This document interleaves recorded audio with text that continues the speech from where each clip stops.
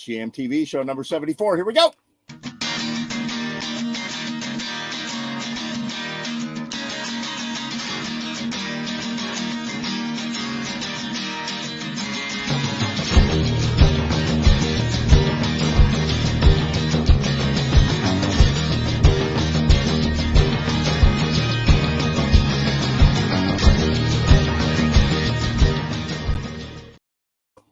It's Blinker and me. I can't even get Blinker to work. Are you not working today? Oh my God. So, it's been a crazy day. I loaded up my car in this just oppressive heat out there, just oppressive. And I put 3 accordions in the car because I'm going down to Passaic, New Jersey to play for the mayor and his giant summer program that they do in the park with Dave Hirsch and Fatback and the Urban Plowboys is the name of the band. Really fun Americana / old country, hokey, whatever. Unbelievable. And we're all praying with our fingers crossed, that the mayor will see it in his divine grace to pardon us and let us play Monday, which is the rain date, because it's just so hot. It's going to be 98 down there. And get the car all loaded up. The sky has a giant thunderstorm in it. It starts to rain. I race out of here. And then the text comes through. The mayor postponed it till Monday. So since then, I've been sort of catching my breath because we were going to do this whole live broadcast on GMTV. We're going to start at 7. And maybe I'll do a live broadcast on Monday, but it's been one of those crazy days today, and here I am in my air conditioning, all happy, and hopefully Bill Noman is too. Here we go. How you doing? I'm so happy. Oh my God, like it was been the craziest day. I even had Bill organized, like, all right, we're gonna play from 7 to 7:45. Then Bill will come on, and then I had a couple other people lined up, and then bang, it all changed. So I completely forgot that this was because I'm mixed up because there's a couple of like special events coming up. Like there's this one, and then in a week or two, it's supposed to be at NBC, and like it's just. Oh yeah, right.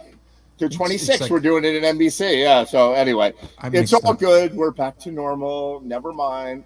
I'm a mixed up, shook up boy. That's right. Oh my God. So how you been doing? Good. What about the heat in your work at the beach? Well, it's funny. Today, believe it or not, there was this really nice onshore breeze like all day. Great. And it doesn't make the air cool, but it definitely, if it weren't happening, it would be like the Death March of Bataan. Like this is like really, when there's a breeze, things are okay. And I had a little back problem this week, so I've been taking it easy. I haven't spent quite as much. I mean, it's coming back, but I mean, it's getting better. But I got 2 gigs. I got a gig tomorrow and a gig Saturday. And what are you doing? Plug your gigs. They're not public, unfortunately. One is at the Woodway Beach Club. Yeah. And the other one is at the Wilson Point Yacht Club. The yacht club thing is a thing, man. That's like that's a thing. That's a thing that They generally have the way to deal with weather at most of these places, so that's a good thing. But both of these gigs are actually paying really well, and that's great. And even though they're paying well, I can't afford a roadie, so I have to be able to hump my equipment. So I've been taking it easy for at least today I did, and but it's beautiful out there. Summer, what are you gonna do? Good stuff. Yeah, I've got gigs every day. I've got, as a matter of fact, if anybody wants to come in Nyack, no, not in Nyack. I don't even know where it is. It's near Nyack. Go there. Go near Nyack and see Fatback and the Urban Plowboys on Sunday afternoon. I'll provide better information as time goes on. That sounds like that's over the Mario Cuomo Bridge. Is that right? It's over the Tappan Zee Bridge. Exactly. There's a big movement to change it back. Absolutely. And I mean, the only thing I have a problem with that is that if you're changing it back because his son's a creep, that has nothing to do with why the thing was named after him. By the way, you were right. You were so right. I can't believe how right you were. Yep. I know that freaking Democratic Party. Like, I really, like, they're predictable. I was like, they're going to circle their wagons around this guy. And they don't circle their wagons. They have millions of wagons, and they all go on their own thing. And the Republicans to a fault, and generally to the detriment of the country, they really circle their wagons. They, Right. and I respect that. They, unfortunately, they have lost their moral compass. But other than that, it's like they do Besides circle. that. They do circle the wagons, though. Like they, whether it's good, bad, or indifferent. Right. Boy, you were right. A week ago, I was convinced that he was not going to resign and that this was going to drag on and we'd see what happens. And bang, like 4 days later, he was out. Ed, you're a young man. I'm older. I'm worldly. What the hell? Like, you've been around the world, but I'll I'm take it. worldly. I'll take the young man comment. Let's leave it at that. You had me a young man. It's comparative. Remember that. It's just comparative. All right, go for it. Play some song. Well, I'm going to play a song by Bob Dylan, a man who was maligned last week. Oh, now you're gonna do the Bob Dylan, Leonard Cohen, And Tom Waits. But to your point, their vocals are an acquired taste. I just find that there are many people who are very popular who, if you listen to them initially and didn't really take it in a holistic way, if you just separated out that from everything else, right. I think Donald Fagen's a guy like that. I think Donald Fagen's a guy that possibly when you first heard him, he's a little Dylan-esque. He's got a little bit of that going on. Yeah. Now, and particularly if you try to sing his songs, you realize, hey, he's got a pretty good voice. And, yes, there is a separation between songs and singers, but Tom Waits, that got my haunches up. I watched a movie the other day. First of all, I love him as a person, as an actor. I love him. I think he's amazing. And then, I was watching a movie the other day, and then the credits come on at the end of the movie. I'm like, oh, they're gonna play a song now, and here's the song, and it's like, boom, boom, boom, boom, boom, boom. And I'm like, oh, that's a cool sounding groove. And then here comes. I'm like, oh my God, it's Tom Waits. Yeah, I don't know, I don't know what to do. It's just like, to me, it all just works so together. Really? And I do think he's a brilliant, like beyond just an okay songwriter. Right. Because his songs, when you take them out of the context of his performance of them, right. when somebody else does them and someone else sort of makes them a little bit more straight, right. You realize the songs are great. Like Sinatra could do some of his songs, Right. But his arrangements are also off the charts. They're like, Just wild. It's he's only his guy. voice I'm talking about. It just gets me. I can't do it. It's like he listened to Bob Dylan and his friend went, that Bob Dylan guy's got kind of a funny, weird thing going in his voice. Don't you think Tom Waits goes, I'm going to base my entire career on that comment? I think that Tom Waits has far exceeded Bob Dylan vocally, like in weirdness. Yes. Oh, absolutely. All right, go be weird. We'll start with Bob Dylan.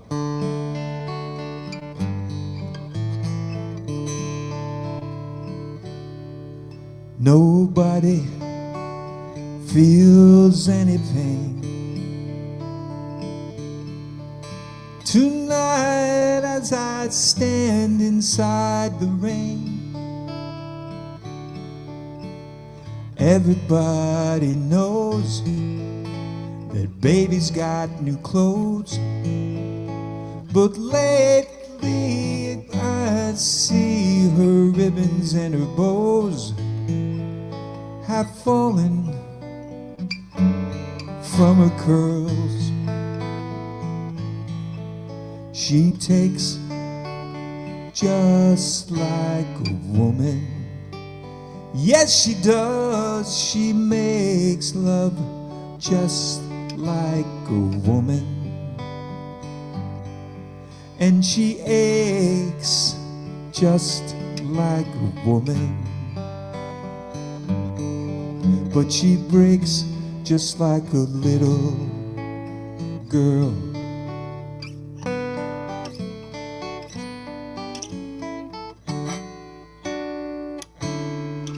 Well, Queen Mary, she's my friend. I believe I'll go see her again. Nobody has to guess that baby can't be blessed till she finds out that she's like all the rest, with her fog, her amphetamines, and her pearls. She takes just like a woman. Yes, she does. She makes love just like a woman.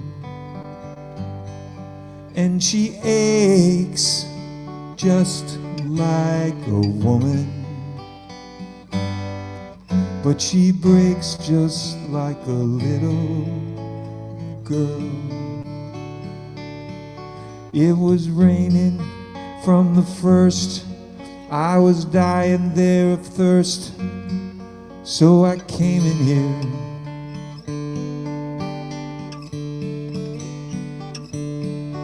And your long time curse hurts, but what's worse is this pain in here. I can't stay in here. Ain't it clear that I just can't fit? I believe it's time for us to quit. And when we meet again, introduced as friend, please don't let on that you knew me when I was hungry and it was your world. She takes just like a woman. Yes, she does. She makes love just like a woman. Yes, she does. She aches just like a woman. And she breaks just like a little girl.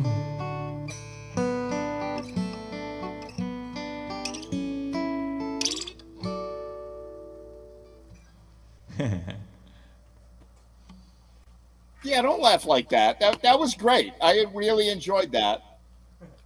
And you know, I did a night of Bob Dylan music with Eric Rabaska at Bobby Q's before we tanked.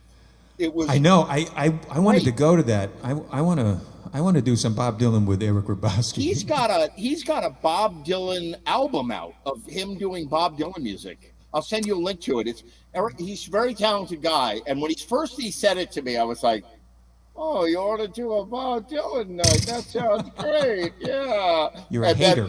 No, but then he's like, "And I want you to play it." I'm like, "Really?" And I listened to the song and I rehearsed it up, and it was really nice what you just did. It was very nice, and it turned me on Bob Dylan. Really good. Until Eric finds like a cure for cancer or something, getting you to rehearse is really probably his greatest contribution to society. That's absolutely right. Oh my God, it's so true.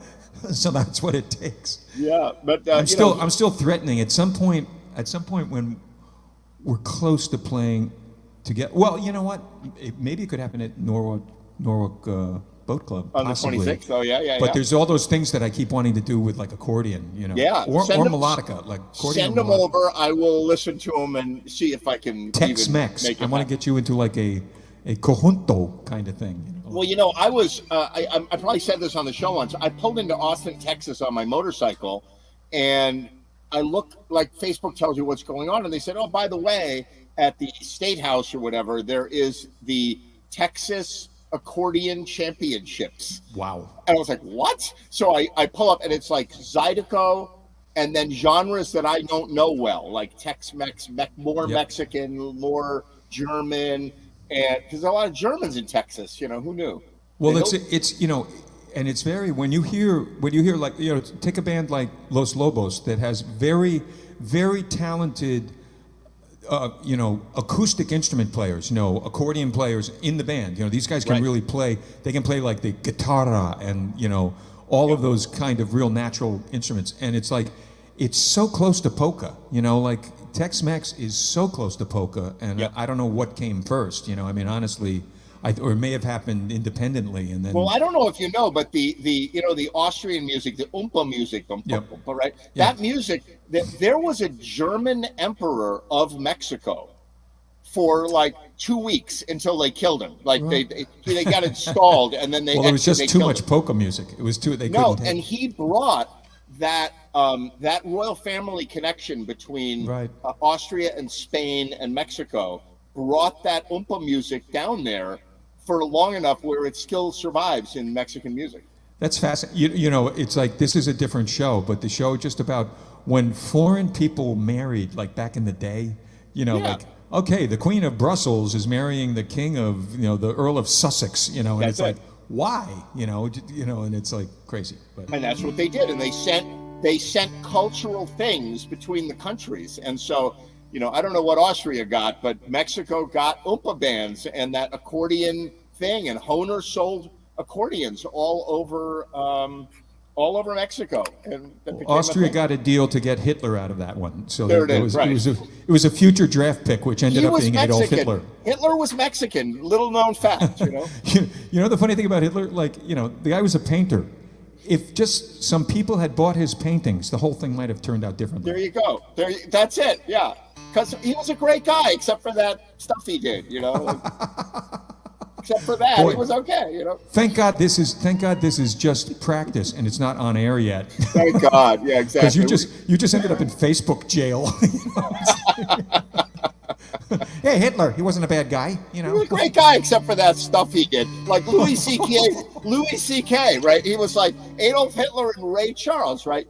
And he says, Adolf Hitler killed a few Jews, and Ray Charles almost no Jews. Ray Charles didn't kill nearly as many Jews as Hitler did. I was talking to a friend of mine, and we were talking about I was bad-mouthing Aaron Rodgers, the quarterback of the Green Bay Packers. And I said to this person, because I'm a Minnesota Vikings fan, and that's kind of like dogs and cats, and I basically said, he has one more Super Bowl ring than I do. How great could he freaking be? He has one, I have none. Is that greatness, or is that just what is that? That's great. All right, who are you gonna convince me on now? We're going into the world of Tom Waits, and Tom Waits is going to cross over into your world of nautical stuff with this All one, right, I'm ready. a little tune called "Shiver Me Timbers." Okay, great.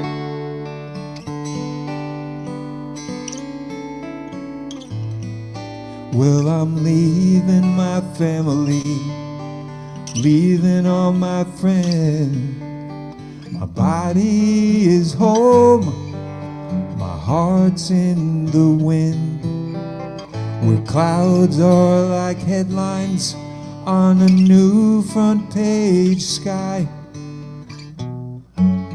There's also water, the moon's full and high.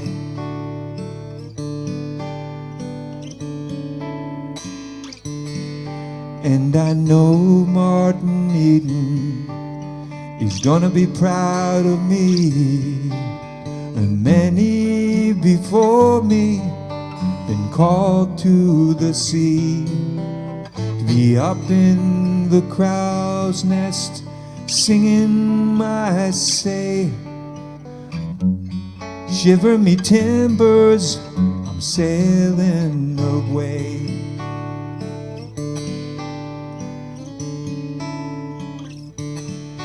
And the fog's lifting, the sand's shifting, I'm drifting on out. Oh, Captain Ahab, got nothing on me. Oh, swallow me, don't follow me, I'm traveling alone. Blue water's my daughter, I'm skipping like a stone.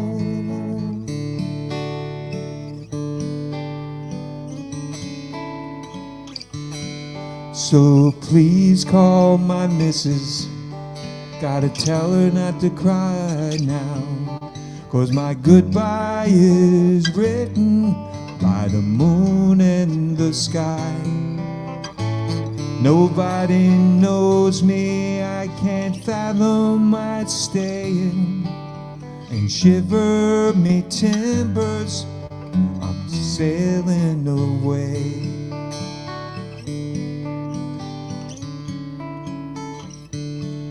And the fog's lifting, the sand's shifting, I'm drifting on out. Oh, Captain Ahab, got nothing on me. Oh, swallow me, come follow me, I'm drifting alone. Blue waters, my daughter, gonna skip like a stone.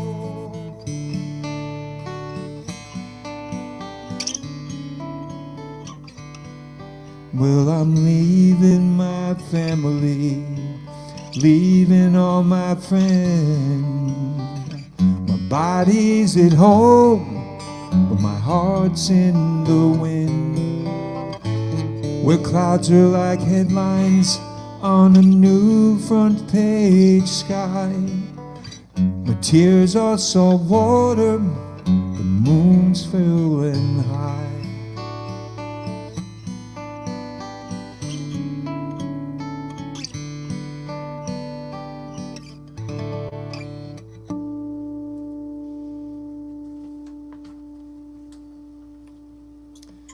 All right, here's what we're going to do. At the Norwalk Boat Club, you're going to play that song, and I'm going to sing it like Tom Waits does.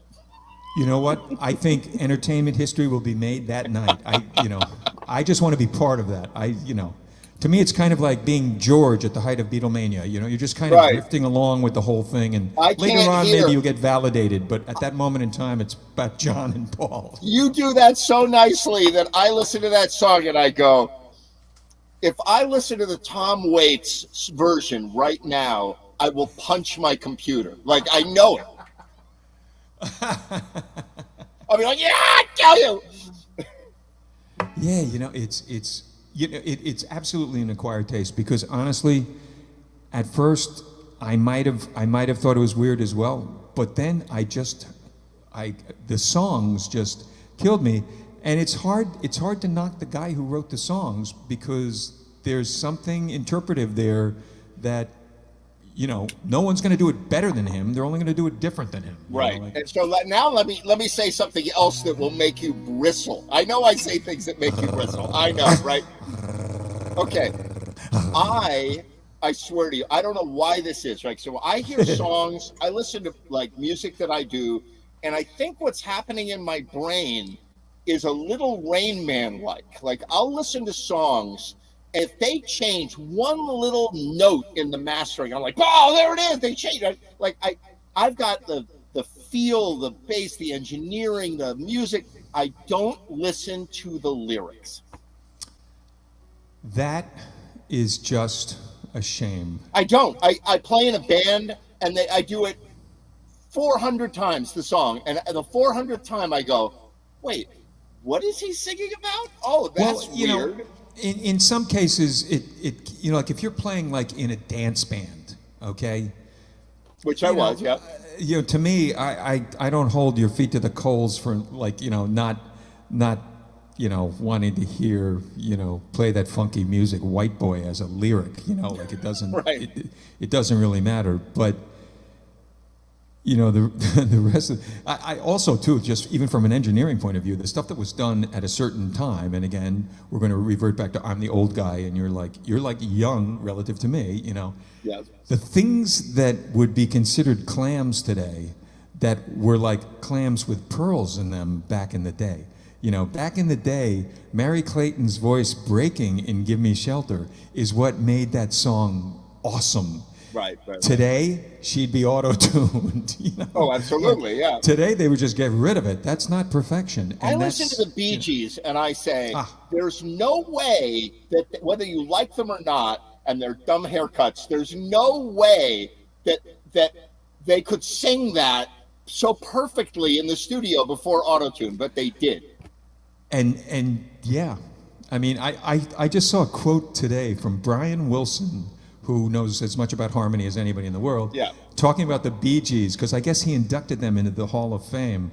And he was talking about, I listen to it, and it's not music, and it's not voices. it's like a place that I go to that makes me feel happy, Yeah, and it's there it like, that's freaking brilliant. Of course, he's loony as a, like crazy as a jaybird, but but those people that could sing those harmonies, like I understand a singer that can learn those harmonies, like to go on a show or something. But these guys, they went in the studio and you're listening to them like on a Neumann microphone right here, Yep. every little nuance. They were just so perfect. And I don't think anybody does that anymore. Well, the funny thing is, I've got my crew, the lifeguards, like, they are my cubs and I am the lioness. Okay. They're my people, and they're like young, and they're in, they're either going to college or in high school, still going back to whatever. And we talk, and there's a couple of guys, there's one of the lifeguards is a really good musician. I'll plug him. His name's Cam Lawrence, and he's a good musician in the Rowayton area. And there's a lot of good musicians in the Rowayton area. It's like the next generation. When I was there, my band did really well there, but now there's new people, and it's great. But what they didn't do, what they don't do, and this is a generational thing, they weren't in choir. They didn't sing in the choir. Yeah. They don't sing, they have some lead singers, and some of them play with pedals that harmonize. Yeah, right. Which to me, that is where I take the gun to the head and I shoot. Because to me, it's just like, yes, it can be done.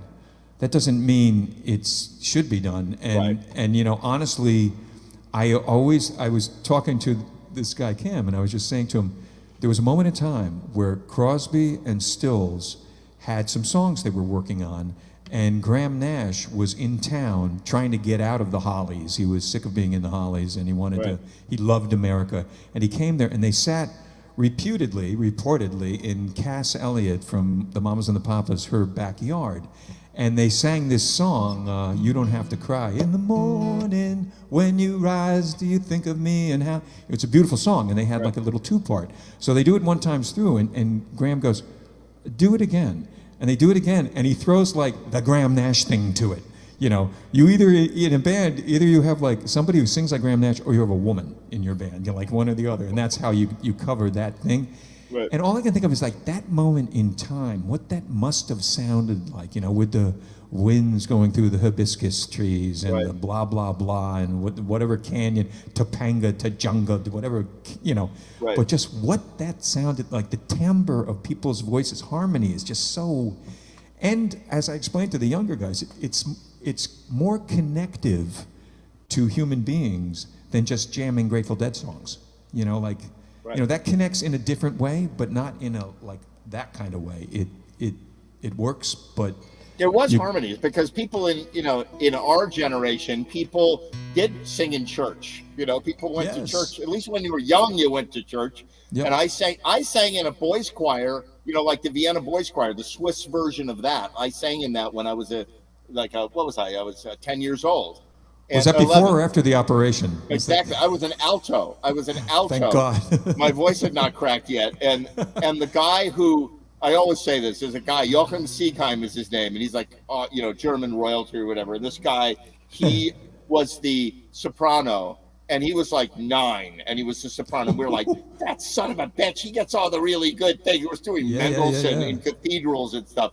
But, you think about it, we really, really learned how to do harmony work and singing, and I don't sing at all anymore. But in those days, you learned something about how sound and your voice works. Well, you came, by singing these choral pieces and in ensemble, and like my friend Eddie Wright.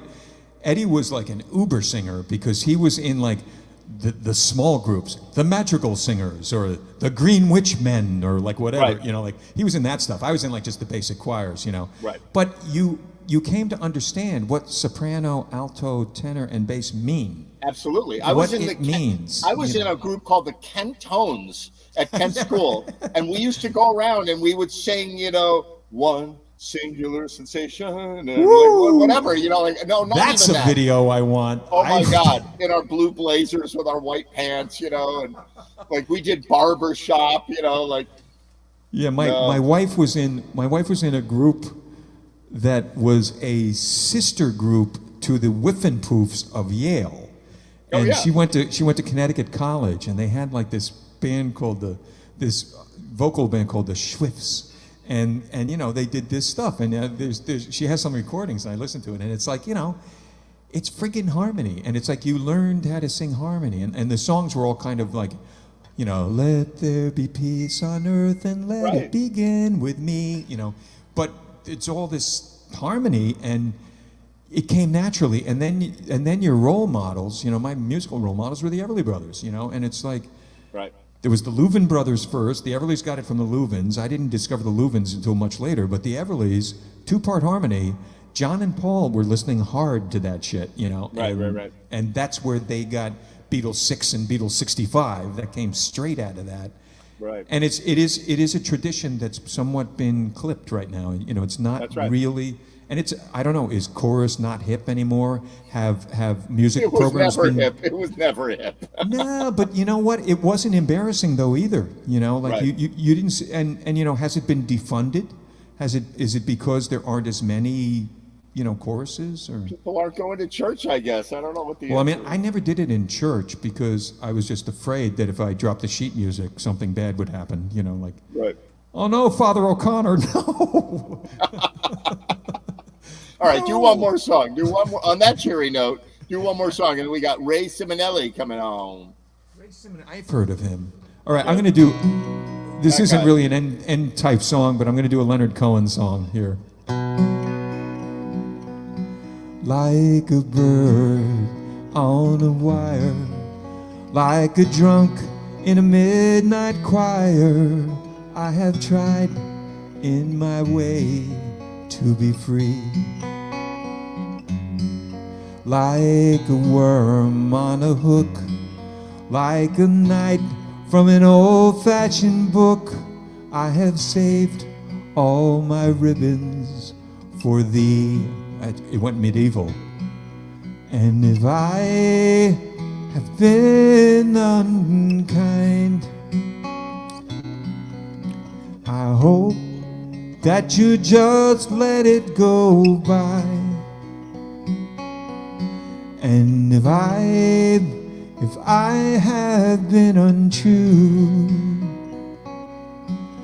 I hope you know it's never to you.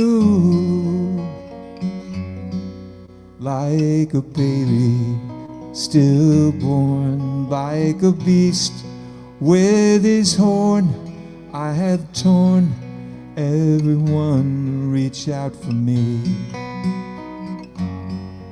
But I swear by this song and by all that I have done, I will make it all up to thee. I saw a beggar leaning on his wooden crutch. He said to me, "You must not ask for so much." And a pretty woman leaning on her darkened door, she cried to me, "Hey, why not ask for more?" Like a bird on a wire, like a drunk on a midnight choir, I have tried in my way to be free.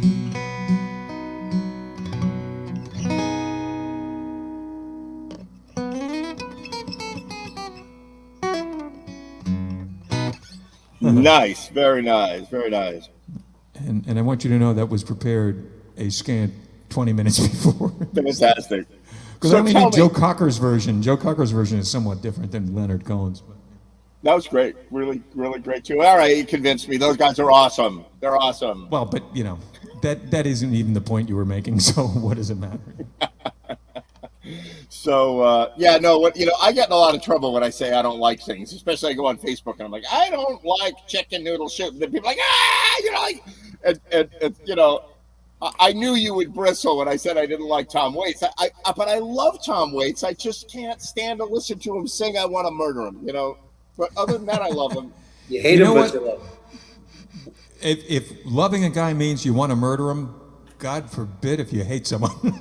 Oh my God, I am certainly passionate about it. No, when he played the serial killer in one of my favorite movies, Seven Psychopaths. Have you ever seen that? Oh yeah, it's a great movie. He plays the I can't remember what he was, but he plays this serial killer and a psycho.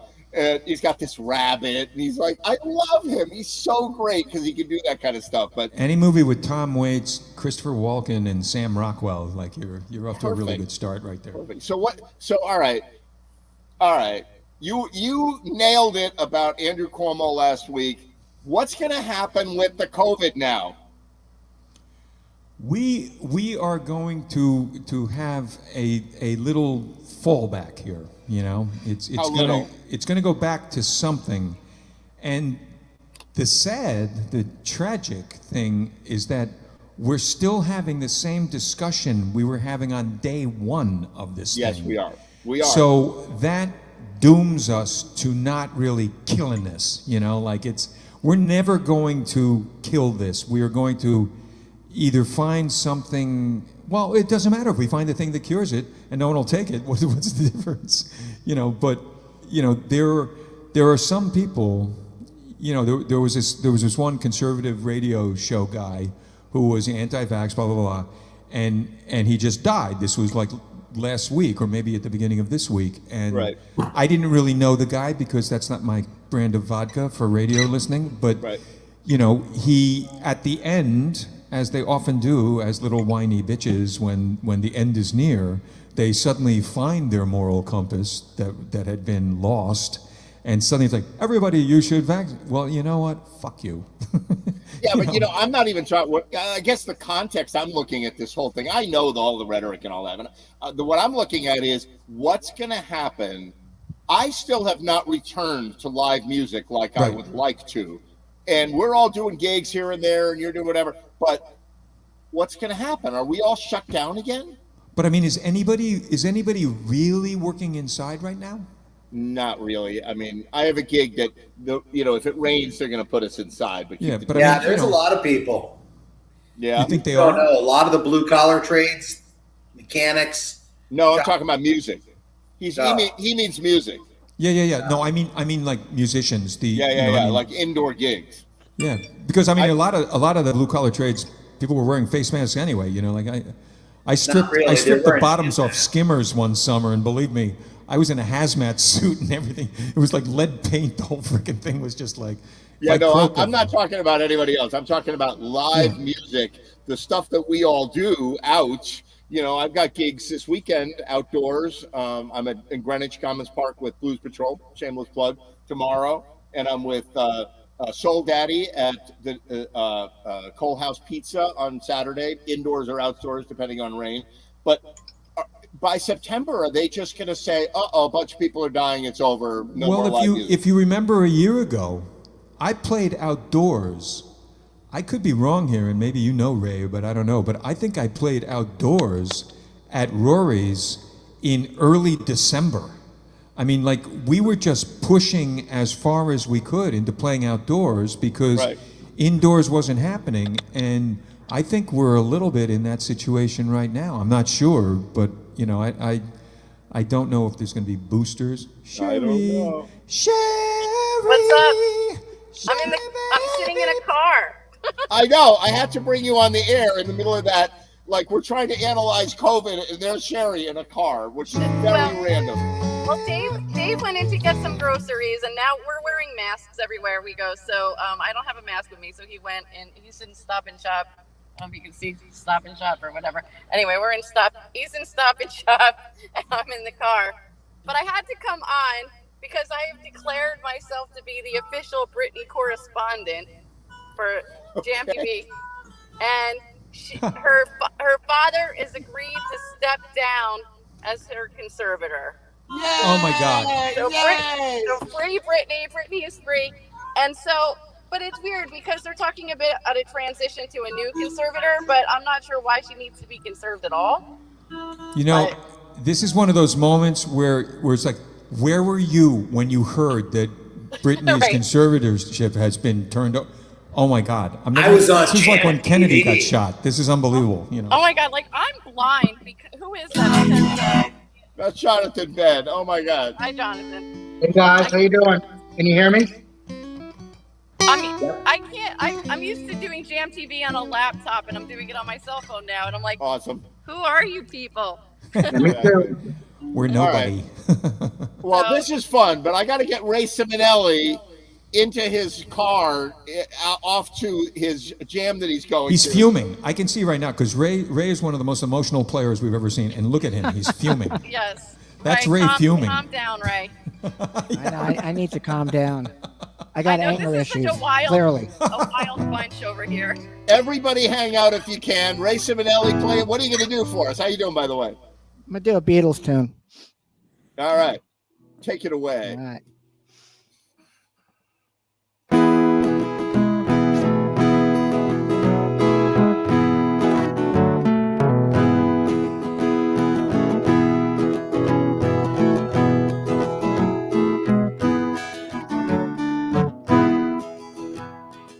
I once had a girl, or should I say, she should have me.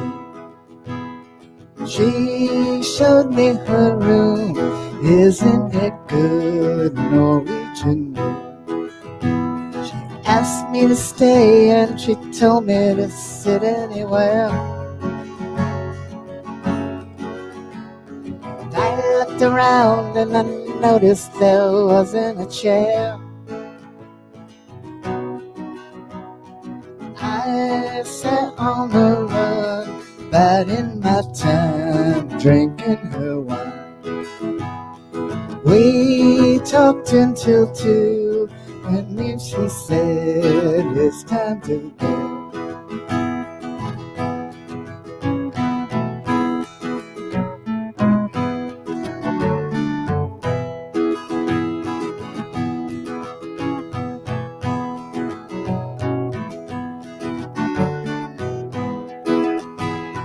Asked me to stay and she told me to sit anywhere.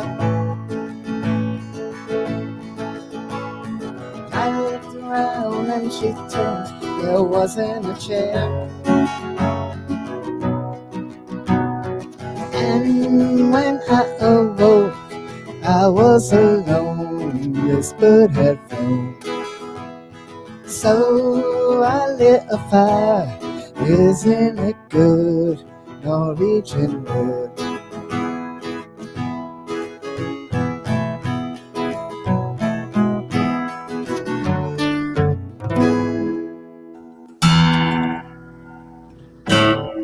Little Beatles with a repeat verse thrown in.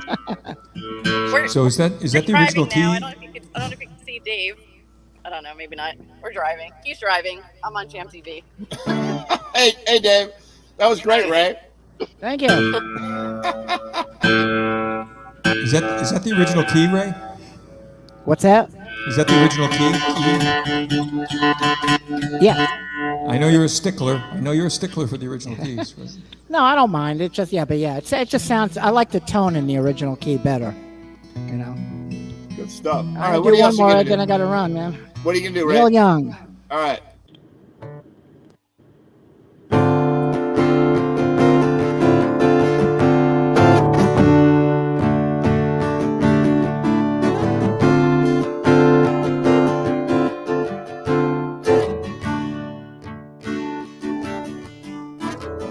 Oh man, take a look at my life. I'm a lot like you were.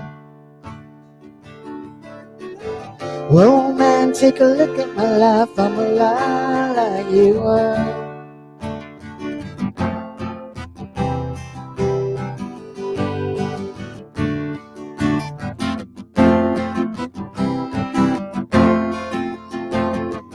Oh man, take a look at my life. We're 24 and there's so much more. I'm alone in paradise, makes me think of two. Love lost such a cost. I get my thing and won't get lost. Like a coin that won't get tossed, rolling home to you.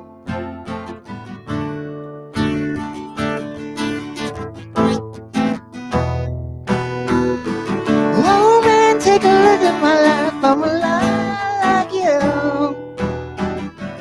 I've got someone to hold me the whole day through. Oh man, take a look at my eyes. You can tell it's true.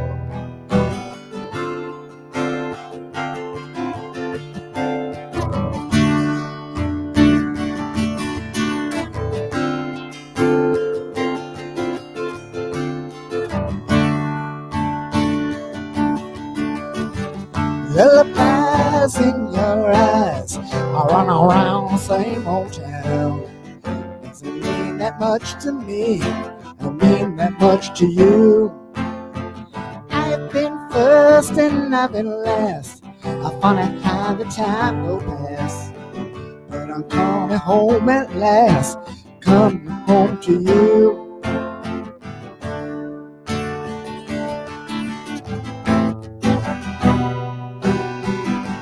Woman, take a look at my life, I'm alive like you. I've got someone to hold me the whole day through. Woman, take a look at my eyes, you can tell it's true.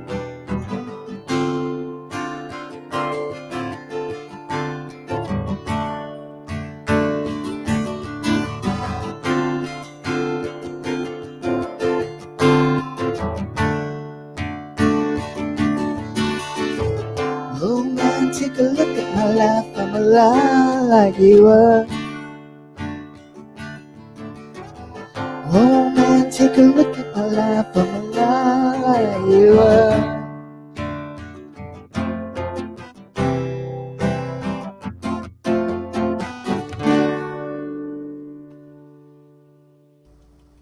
Yeah, All right, little Neil Young. that was great, Ray Simonelli. Fantastic. All right, Ed, I gotta run it. Everybody have a great show, have a great time, and I'll catch up with you guys soon. Bye, Ray. Bye, Ray. Reza. Aloha. Ray Simonelli. Oh my God. And Sherry going in and out. Like we could tell the cell coverage, Matt, in your map in your neighborhood by where you're driving right now. Right. There's Dave. Now you can see him. I turned his interior light on. Oh my God. So We're, good. we're going up a bumpy driveway. We're almost at our house. You look like you're in the bouncy house. You know, it's like All right. I should be wearing like a low cut blouse. Like, ooh, this road. no. Don't tease us. No, Don't that's- tease us. That's on your fans only. That's the fans only. You know, Cherry. That's has a fans European only. cut. That's All right, go inside, pet your cat, Here's our house. I don't unpack your groceries, and come back with your ukulele. All right. Well, all right. Good stuff. Cool. How you guys doing? That was kind of wild. It's all good. Can you guys hear me? Yeah, we can hear you. Yeah. Oh, okay, cool. All right. Yeah. So I got a new system. I'm not using my computer. I'm using my phone now. Yeah. Hopefully it'll work better than what it was before, because I was fading in and out as well when I was playing. Well, Hopefully let's it's see if better. we get. You want to try one real quick, John? Sure. Okay. Actually, so two of the songs that were just played are actually two songs that are on our set. So I guess I can't play Norwegian Wood, and I can't play Old Man because that would just be messed up. So, but good news is COVID's kind of over-ish, sort of, and we got a don't gig know. finally. We were We just don't know. talking about that. Like, is it over? Like, are we going to get to September 15th and they're going to be like, sorry, restaurants are at 50%, masks only? Like, there are mask mandates now in Bridgeport and New I Haven. tell you boys, if you listen to CNN, they talked about it for 20 of the last 24 hours. Right. Yeah. So what's going to happen? What's going to happen to us? I don't care about everybody else, but I care about us. What's going to I happen think in music? Northeast is probably pretty safe. Our numbers are good still. It's just it's the South that's really shot up a lot more than anybody else. So it is different from state to state, and hopefully, I think things are getting normal. And the reality is that if we do get sick at this point, we're not going to get it sick if we're vaccinated. So I feel okay. I'm glad I got vaccinated because if I get it, God forbid I get it, I'm going to be like, oh, I got the sniffles. Yeah. That's it. They're not going to be like, Ed Train, you were putting a ventilator down your throat. I'm like, well, what? I'll never sing but again. but that's why the Northeast numbers are good. You got Yeah. vaccinated. You know, Right. Yeah, I we have a wore buddy. believe in masks. science We up got here, vaccinated. so- We wore masks. We did the protocols. Yeah, so. but you know what they're going to do? They're going to see 8 million people get COVID, and they're going to see 200,000 people die, or some number is going to happen, and they're going to go, the schools are closed, the restaurants are closed. We can't force people to have. I think the passports schools or are going whatever. to the schools are just going to be masked. I don't think they're Yeah. going to close yet because I think we know a little bit more. But frankly, the 200,000 people dead. People are so blasé about 600,000 people dead. Why do they care about 2,000 people being dead? It's Yeah, like but think about we're that. past for a minute. that. Think about what you just said. It's crazy. You're like, Yeah, it is, but we're already past that. Right, right, we're right. we're in medieval times. Bring out your dead. Bring them But to this, like the. but this summer, nobody dead. Like almost nobody dead this summer. We're all good. And then all of a sudden, everybody starts to. It's back up again. None of So, us are dead. None of us are dead right here. None of us are unless- dead. Yeah. Which you is know. good. That's a good We're thing. good. We're good. So I yeah, use- so I use Bill Nolan as an example when I'm talking to people because you're an older guy. You're older than me. Wow, and that hurt. Yeah, there you go. Ouch. And you got COVID. I did. And you were like, I got the sniffles. I mean, that's basically what I you didn't had. even get the sniffles. I was like asymptomatic. And basically, if we hadn't been in COVID times, Yeah. what I felt like was like 3 days after you're getting over something. And I probably wouldn't even have noticed it if we weren't in COVID times. I wouldn't even have mentioned it. I wouldn't even said anything about it. But it was just kind of because we are where we are. It's like, well, maybe that was COVID. I don't know. And you hadn't had the vaccines yet, right? No, but my wife had it. My wife, Right. she had it. She had it. We quarantined, and after her quarantine, I got tested, and it turned out I had it. I didn't have it at the beginning because we got tested then, and then I had it, and it was kind of like, I felt nothing, and I felt nothing. That's chorus line, I think that's from the. Yeah, but anyway, I didn't feel much of anything, but I went back to back quarantines, and then at that time it was like 90 days before you get the vaccine. Then it was like, I don't know, 20 days, 10 days, do it now, whatever, And, so now, theoretically, if you've had it and you've had the correct vaccinations, You're bulletproof. theoretically, you're like bulletproof in a way, like Unless there's Yeah, a if you have another COVID variant. and the vaccinations, you should be strong. theoretically, Unless, right? unless and- there's a Lambda variant, which they're talking about now. Who knows, Yeah, that's what the guys who haven't had the shot are going to unfortunately allow. A lambda, a gamma. Listen, there's going to be... I wasn't in a sorority or a fraternity, so I don't You are even now. understand these diseases. It's- No, let me tell you, if there are 5 variants already or 6, there's going to be 56. It's going to be like the flu. Yeah. It's just going to mutate left, right, and center. Yeah. I don't know. Johnny Leds, what the hell is that? He's become a symbol, a Yeah. symbol of our times. There he is. Here he's back. back. He's back. All right, He's Jonathan. representation. That being said, play Okay. some music, Jonathan. Okay, I'm gonna play some music. I'm gonna play this is an original tune that I play with my band, which is just me and Kieran, small band, family. And it's called Kira's Song. I think I played it once before, but what the hell, I'm gonna play it again. It's gonna be part of our show on August 27th in the city at Parkside, which is one of the coolest places in the world. So here it goes. Kira's Song.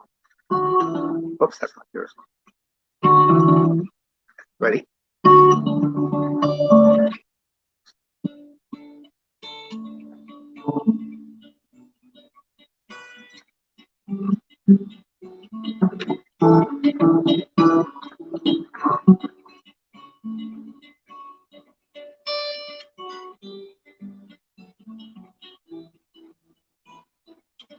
I heard the tree goes down in Brooklyn.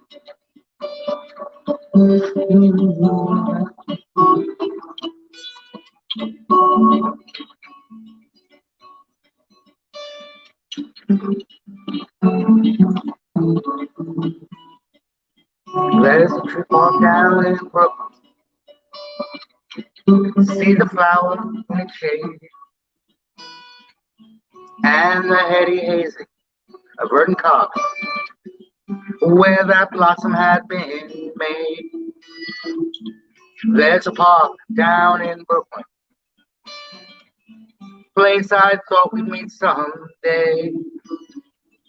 We could walk to the boathouse on any given day. What a funny place to meet a girl like. Ain't it crazy, but it's true. And what a crazy place to meet a girl like you. Ain't it funny, but it's true. Fairy princess of midnight. Moonlight prison through twisted lines. Roughly cut and so knotted up. But to me so divine. What a funny place to meet a girl like. I ain't it crazy, but it's true. And what a crazy place to meet a girl like. I ain't it crazy, but it's true.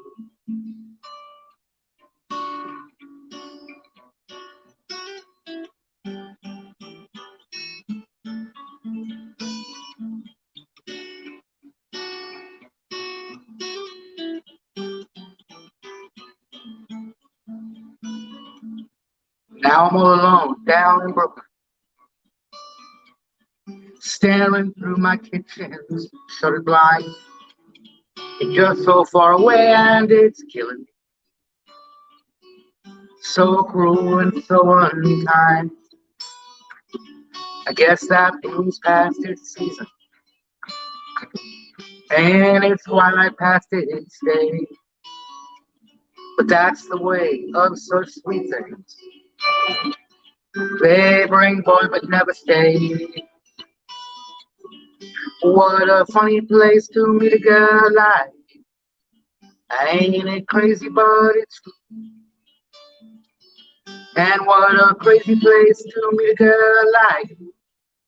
Ain't it funny, but it's true. Ain't it funny, but it's true. Ain't it crazy, but it's true. Hear a song. Nice. Thanks. So let me ask you a question, Jonathan. I never do audio troubleshooting on the air, but your audio was not as good as it could be, and I know exactly what it is. Are you going to do another song? Are you going to do another song? So here's what you do. Are you on a computer? No, I'm on my phone. You're on your phone. I figured it'd be better on the phone than the computer because the computer is choppy. So on the bottom of the phone, I never do this on the air, but we're going to do this on the air. Do you have like a little icon that looks like a gear that says Cam Mic? I mean, on the phone itself or on the application? On the phone, yeah, you know, on the application, it should say Cam Mic at the bottom or mute. You see mute. Got it. Okay. Yeah, so click on Cam Mic and go to the audio tab. Cam Mic, camera one facing front. Ooh, No. You go to Cam Mic, you go to the audio tab, the audio settings, and then there's noise cancellation or something. Turn it off. This is off.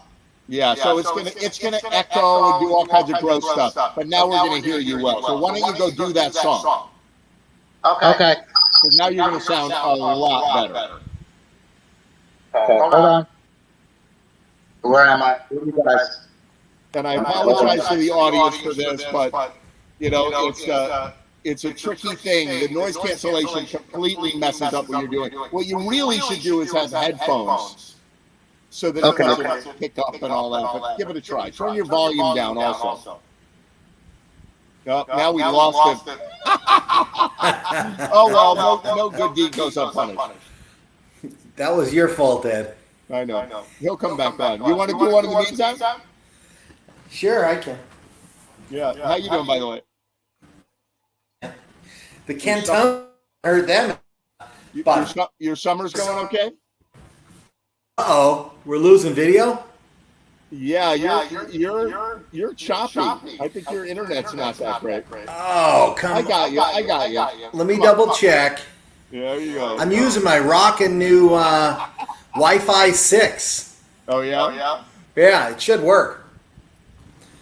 But All right, why don't you do a song? I see Jonathan popping back on, and we will sure have him come on after your song. Well, I'd say this. I was at a friend's house the other day, and I'm a big fan of just doing, what do you want to play? What do you want to hear? And she said that she was a huge Fleetwood Mac song, and I wasn't. I mean, I liked Rumors, right? Everyone did. So I picked up Go Your Own Way. I'm not sure how I'll do, but I'm about a week in on it.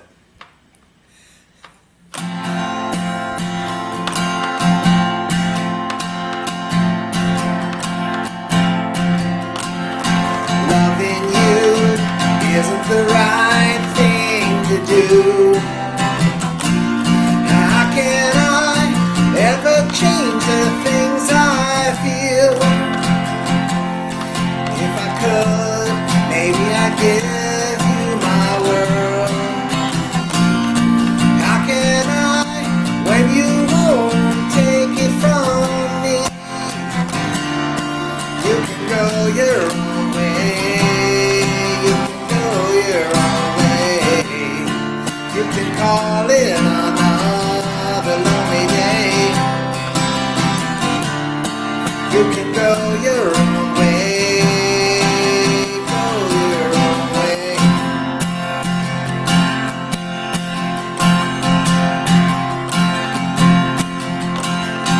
Tell me why everything's turned around.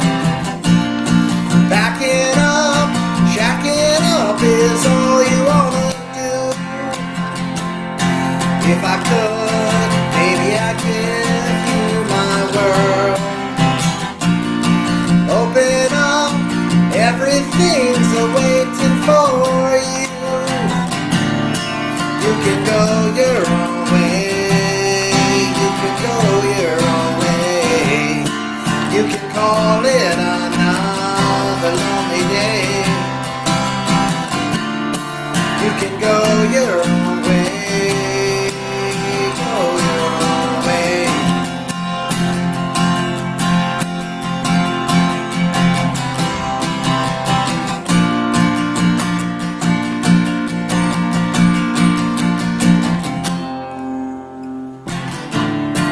You can go your own way. You can go your own way. You can call it another lonely day. Another lonely day. You can go your own way. You can go your own way.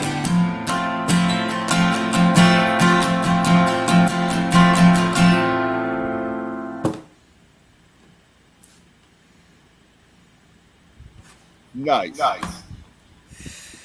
I killed one of the choruses because I'm no Lindsey Buckingham, so you know what can I say? That's good. So everybody is complaining about the echo because you're not wearing headphones. In the future, we're just going to have to wear headphones. And I'm You know, sorry, it's everybody. funny because I just turned off that option you mentioned. Yeah, because, okay, so now turn it back on again. You sounded great. The trade-off is this is noise cancel. It's echo cancellation. No, I'm with you. Yeah. It's so- funny. I do video conferences with a guy who I think has some hearing issues. So he cranks his speakers way up and it makes horrific noise canceling. And I hear myself 3 seconds after I speak. And it's Right. very- So now you fixed it now, right? Yeah. Is it? Yeah, I right. don't know if it's So different. the trade-off is that if you turn noise cancellation on and echo cancellation, it's like, oh, it sounds wonderful. Your speaking voice sounds natural and it's all great. Except then you go and play a guitar and it says, the guitar is the noise, and it cancels the guitar. And it sounds like Oh, it interesting. sounds plinky and it sounds great. It identifies a voice as the thing you want and everything else as what you don't want. So that's what's happening. So yeah. Interesting. Because it's funny, I have an app called Guitar Tabs, and they have this thing called Shots where you can record 60 seconds of whatever tune you play, Right. and then it uploads it, and then people say, oh, I like your shot. And I've noticed when I'm listening to it that sometimes my voice sounds like stereo, and then it flips to like old school mono, and then I hear the guitar better. And then it goes back and forth. And literally through the song, I heard it change like 6 times. And I And wondered, it's like a phasing that's going on, and it's yeah. And it was very weird. I was like, well, now the guitar sounds better, but my voice doesn't sound as full. Yeah, well, So- that's a feature. That's not a bug. That's a feature. It's trying to kill your guitar, you know. And so I'm going to bring Jonathan on, and he's going to do a song, but we're not going to banter because his mic. The solution for it all. It's why I wear headphones. The solution that fixes it all is there's no sound in the room. My cats think I'm screaming at my computer. They don't know what the hell's going on here. You But know? only you look cool wearing headphones, Ed. And I do it to look cool, number one, but number two, so I don't get echo. You know, that's what it is. So hang on, we're gonna bring Jonathan on, and I'm just gonna have you do the song, Jonathan. Okay. All right, hey guys, I'm back again. Do you want me to play this song again?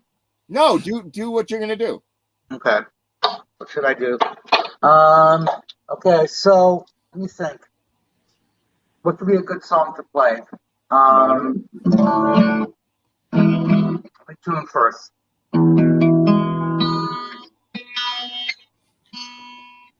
All right, go for it. Okay, so I'm gonna do "Friend of the Devil." That's always fun. I'm gonna do it more like kind of like closer to how it is on the album, and not how they do it live. So it's gonna be a little bit more country and faster. Here we go.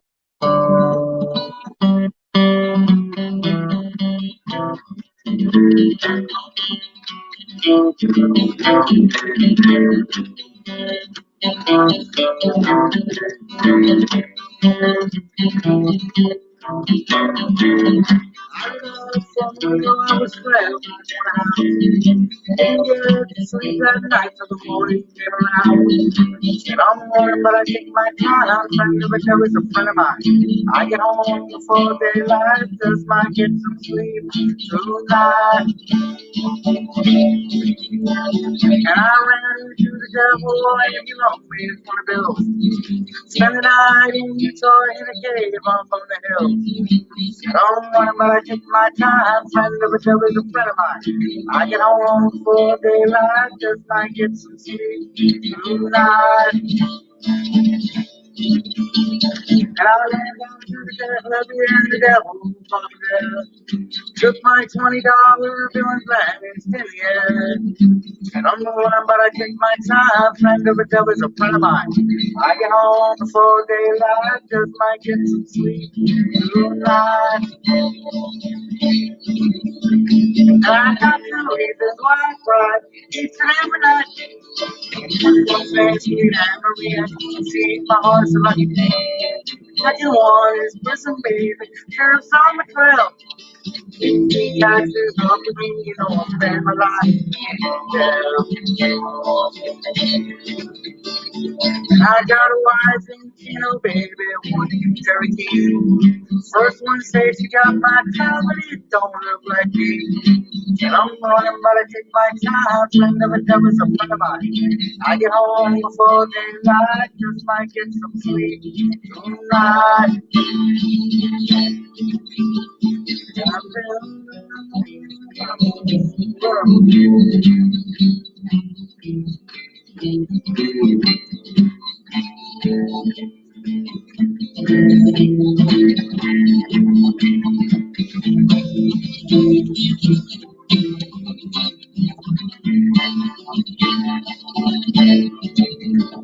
I got two rings on one cry each and every night.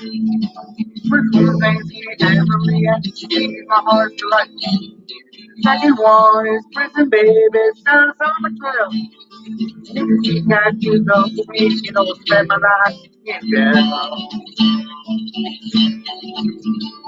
And I got a wife in Chino, baby, one in Cherokee. First one says she got my child, but it don't look like me. And I'm running, but I take my time. Friend of a devil is a friend of mine. I get home before daylight, just might get some sleep tonight. That's it. Nice, we got you. Did it sound? Was the quality better? Yeah, well, what I'm going to do, I just told Siri on my phone to remind me tomorrow. I'm going to make a cheat sheet and send it out to everybody on GMTV. It's like after 74 shows, we're still not really clear on how to finally do it. get it. Hey, Ed, I have a simple suggestion. Yeah. When you're playing your song, turn off your speakers. Wouldn't that work? That could work, yes. You could turn your Are volume you hearing down. it echoing? No. It screws up your guitar while you're singing. We'll do this off. I We'll do this understand. off. Okay. We'll do this offline. What you need to do is turn your echo cancellation off and wear headphones. That's what everybody has to do. Okay, I gotta check out my headphones. I have problems. I have interference. I have Bluetooth stuff, and I have a lot of interference in this apartment. I'm always running into problems with that. Get a wired. Don't use Bluetooth. Get a wired headphone. Yeah, I'm gonna get a wired and get it. I'm gonna get a wired one this week. That's the way to do it. And then next week we'll be having some seriously better quality. Hopefully, better quality. That's the way. I thought the phone would be better, but anyway, it's good to be back. I'll send a cheat sheet around. Hang out. We got Chris Owen. Okay, I gotta go soon, but I want to hear one. I'll catch one more tune. I gotta go back to work, unfortunately. Oh, yeah, I hear you. All right. Yeah. It was good to see you. Glad But that you I played. want to hear one more. I'll listen to one more. All right, I know cool. what Chris got. Hey, Chris Owen, how you doing? I'm fine. Ed, you had forgotten me tonight. No, you know what? It's the night of gremlins. Every once in a while, you get the night of gremlins. Sometimes I send the green room invitations, and they don't arrive. You know. Oh yeah, sure. No, seriously, I do like a ton of them, and sometimes they don't send for some reason. Now I think I sent you a reminder about 7:00 tonight. Right. When I'm And at super busy 8:30, getting ready for the show. Yeah. 8:30, I still hadn't seen it, and I walked away and said, "Oh well, maybe." Don't walk away. And then Just be persistent. I'm going. It's what I said about Dylan last week. That's what did it. I've been now ostracized. Bill Noman came and straightened us all out. You didn't see that section, did you? Yes, I did. I saw Bill. I tried to rehabilitate Dylan and Cohen. I saw all of that. Yeah. Well, he sings a lot better than all three of those guys. I agree. I'm with you. Screw those guys. But then I came back, I went into the kitchen and was about to crack open something. And I came back, I saw the little notification that something had been sent over message. And there it was, the green room, right around bedtime for me. There you go.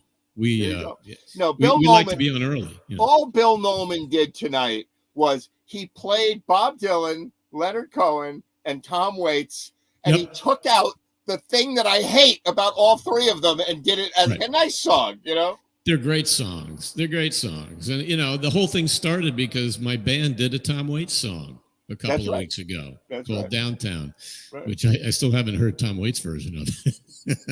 Here it is. Oh, my God. Tom Waits, I'm going to kill you. What are you going to do for us tonight? Well, a lot of I'll just make this point that, a lot of people can't listen to Rush because of Geddy Lee's voice. And it took me a while to get used to Geddy Lee's voice. I got used to it. And then I loved Rush for a while. And, some people don't like Ian Anderson's voice, especially now. It's just god awful now. But so I'll do I just learned this new one by Ian Anderson. Oh, cool. I'm going to sound like him tonight because my voice is really froggy. But this is a song that probably no one's ever heard of. Yeah. Even Bill Nolan probably hasn't heard this one. It's called Dunringle, and it's about a fort, a Pict fort. The Picts were the original settlers of Scotland. And it's on the Isle of Skye, and it overlooks this loch. And in the background are what they call the Black Cuillins, which are really they're black mountains. And the weather comes up over the mountains. So he wrote this song Dunringle, which is the imagery is quite fascinating. It's very kind of his take on religion and stone circles. And I'm kind of a druid myself in terms of religious practice, so this song kind of fits me as well. Tree hugger. Dunringle. Dun, D-U-N. Dun.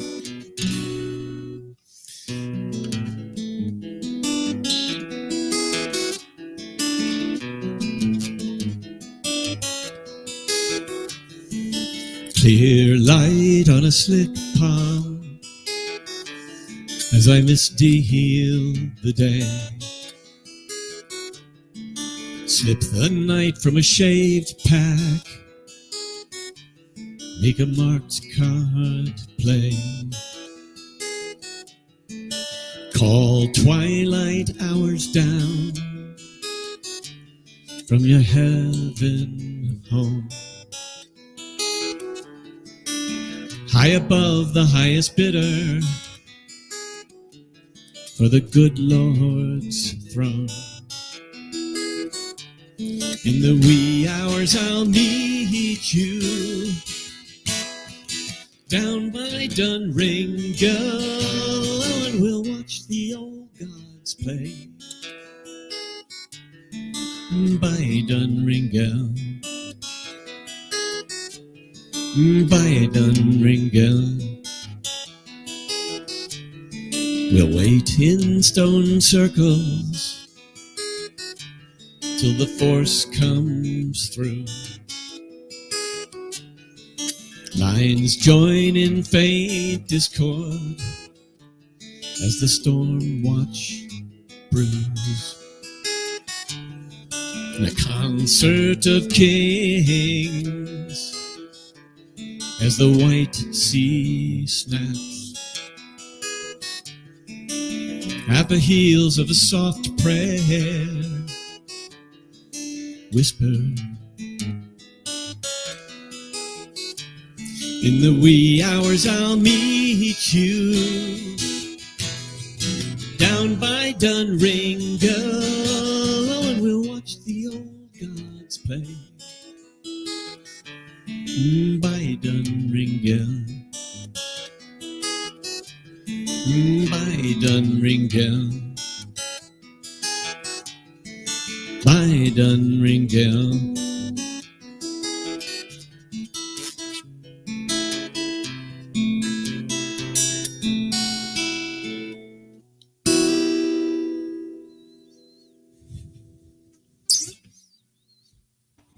That's great. That's a Chris, that was really good. no. Definitely strong. Thank you very much. I've been in Ringo. So do you, it's interesting, as you were playing that very unusual finger picking, do you just take naturally to that, or have you always had a tremendous interest in that and learned how to do that? I don't know when it really started. I started out as a rock and roll electric Strat player. That's what I was for playing many what? years. Like what were you playing when you started out? Oh, well, everything, anything that came, particularly I was very interested in the British progressive rock music, obviously, Jethro Tull, Zeppelin, The Who, Deep Purple. Richie Blackmore was my first guitar hero. I still think he's one of the really unique ones. In the early to mid 80s, I hooked up with a female singer and who was also an attorney. We had this two-person acoustic band, and I just started to pick it up, and I had to do it. And I've been finger picking ever since. So, I've both picking and flat picking, finger picking. Because that's not a super straightforward song to play, with the picking and the way that it's syncopated against the picking is not exactly right. Like, let's play that song, Well, it's an unusual song, and it has kind of a minor key to it, and it ends on that D minor. But Ian Anderson doesn't finger pick. That was my interpretation of the song. His is he plays kind of a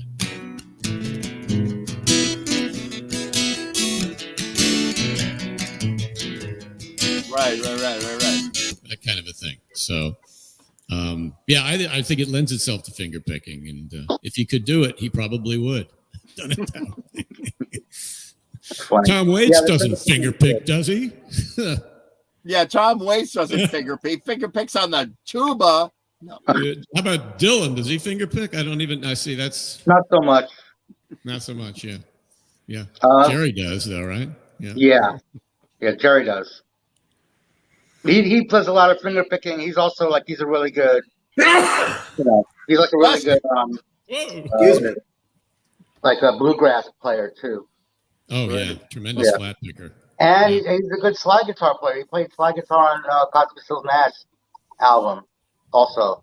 And you can really, even though it's a different instrument, you totally hear Jerry coming through on it, like his style, which is cool. I like doing a lot of finger picking too, but I don't really have it. I'm trying to figure out a new one. Ones I use I use this one of this guy so bad, I just kind of change it around to my own thing. And I also learned not so long ago was the claw hammer pick, which is the pick that John Lennon used in Dear Prudence. How does that work?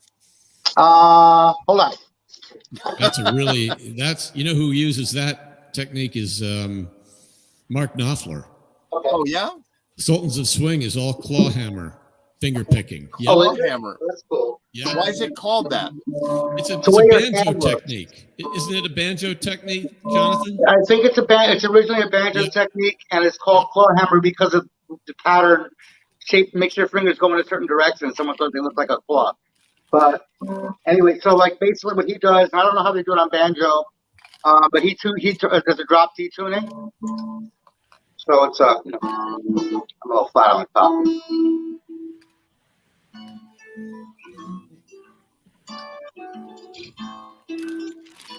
Oh, that's nice.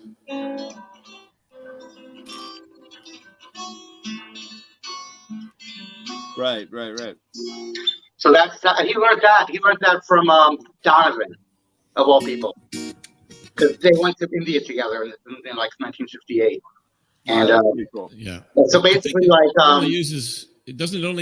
only uses two fingers and the thumb. I think that's he what uses the claw. It's like the thumb. claw. Yeah, he uses 3 fingers. Yeah, which is good because I don't pick correctly. I pick the wrong way when I have 2 fingers down on the guitar. You're supposed to have just 1 finger down, but I think everybody does 2 fingers down. And I figure, you know what?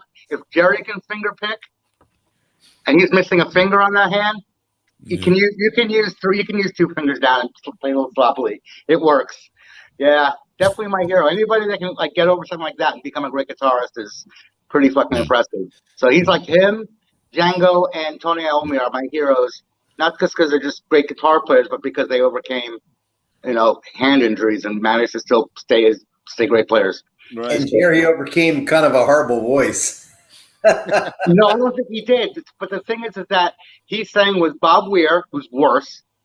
And then I like Bob Weir's voice. I can't. I just hate the quality of his voice. I like Jerry's voice better. But they also brought in Donna, who, I don't know if you guys listen to those live. She's like shouldn't be there. But the worst part of all of this, the worst part is that Bill Nolan is probably watching, and next week he's going to do all the people that we're slamming now. He's going to be like, "Oh yeah, Bob, we only show you a Bob Weir song and how beautiful it can be." I'm like, ah. Yeah, I know. He's a great guitar player in his own way. I mean, he's like the only rock guitarist that I hear comping. It's like definitely a unique way of playing. It's kind of cool. Here's a challenge if Bill's watching is since I sort of maligned Geddy Lee's voice, come on out and sing that one.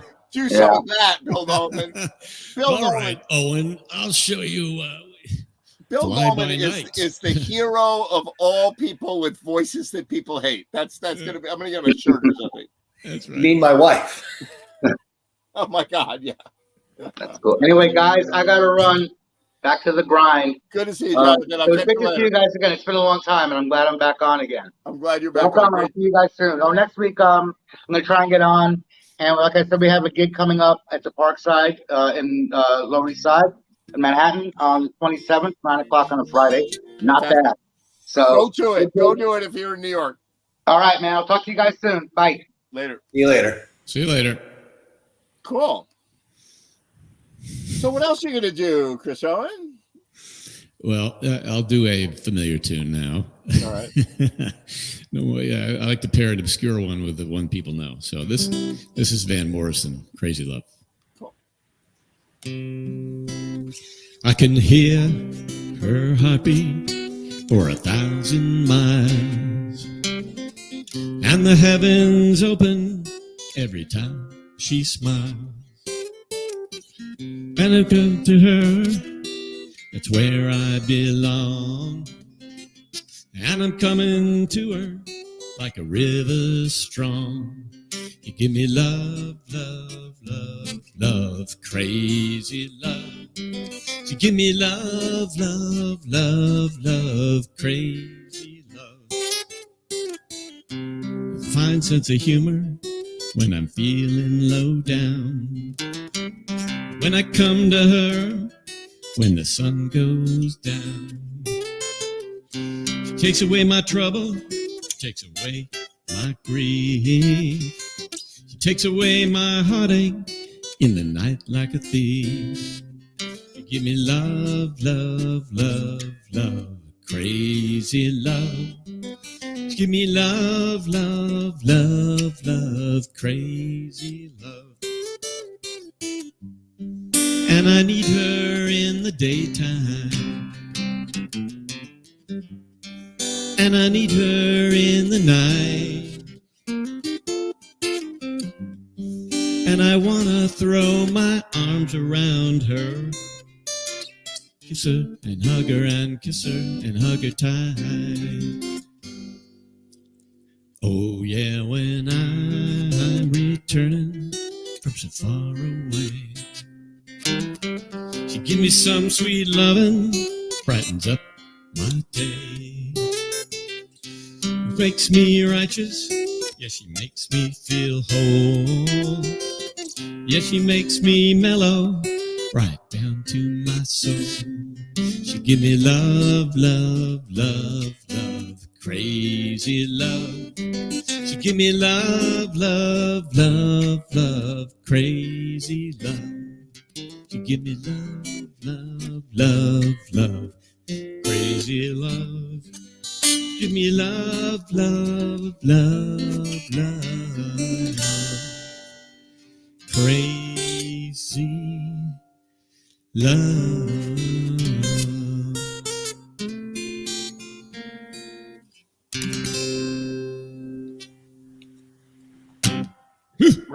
Nice. There's some tricky stuff up here. I can't see the frets up here because of the microphones in the way. Oh, that's bad.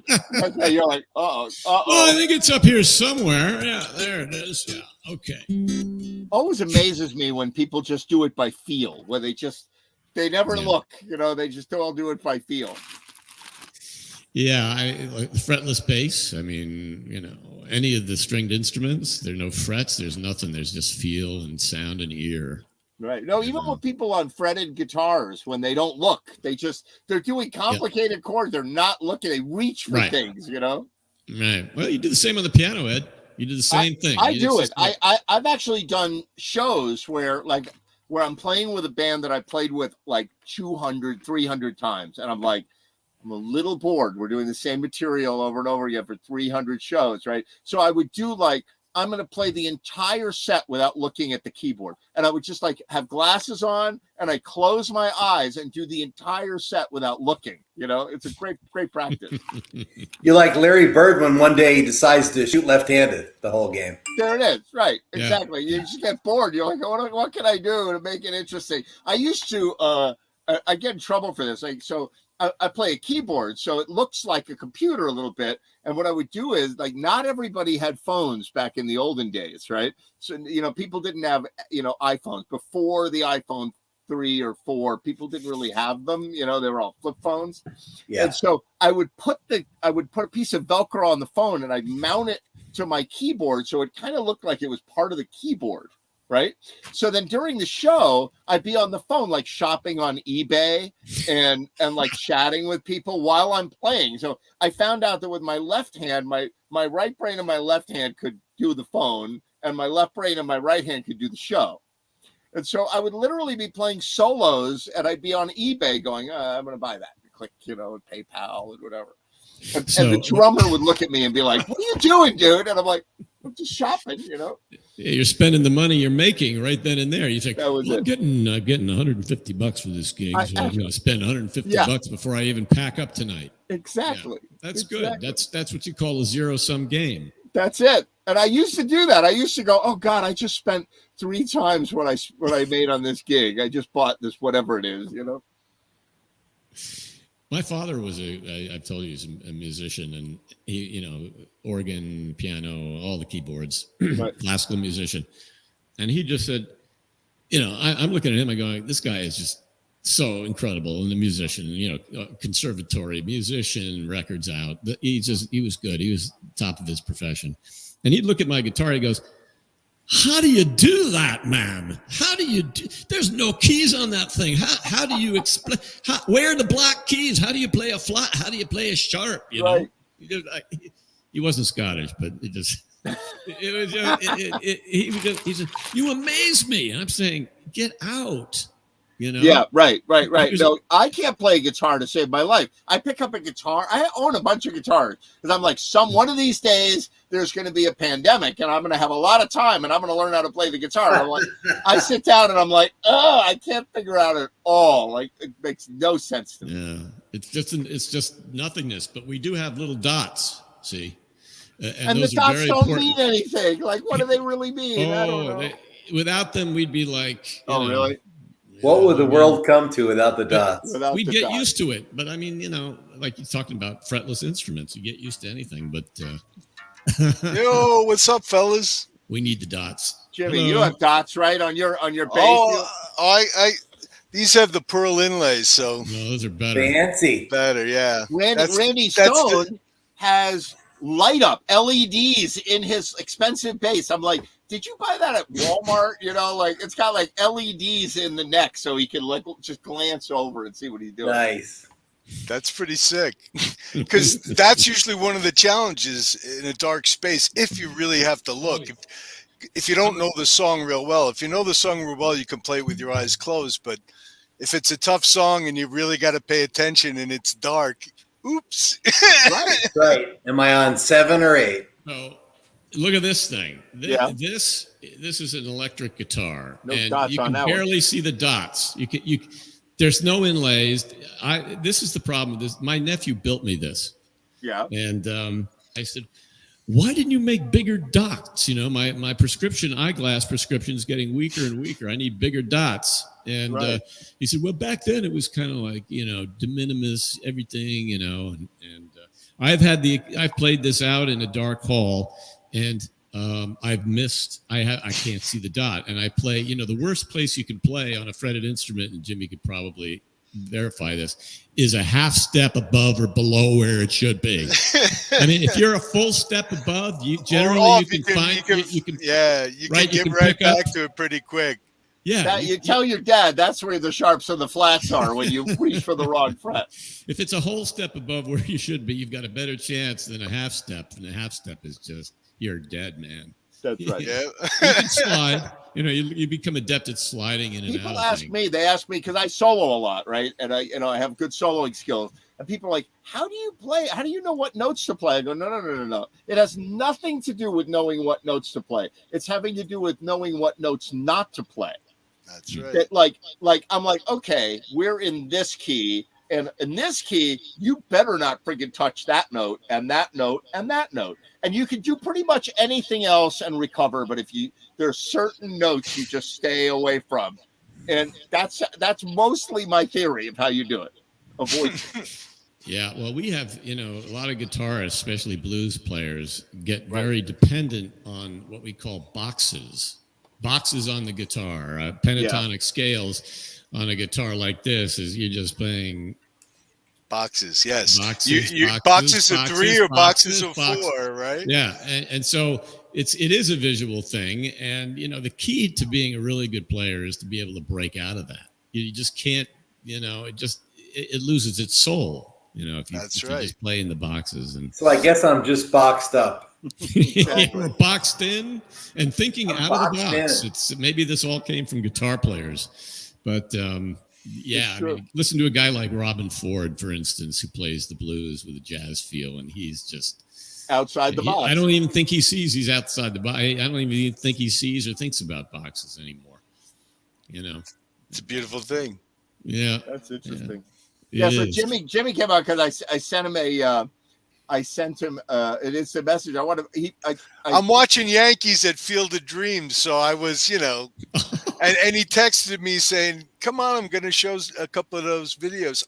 I got together with my boss this past Friday. Actually, I hadn't gotten together with him and a lot of my work colleagues since February of 2019 because of lockdown. Right. He's from Tampa. He's a great violinist, and it was like 3 or 4 hours of bliss, right? I mean, just playing and drinking and hanging out and it was great, man. I just really loved it. And so he's a great player too. Well, he was a prodigy at 5. So yeah, he's a really good player. And he brought one of his better violins this time. Last time he brought a beater. But all right, check this out. I'm going to play one of the tracks. Here we go.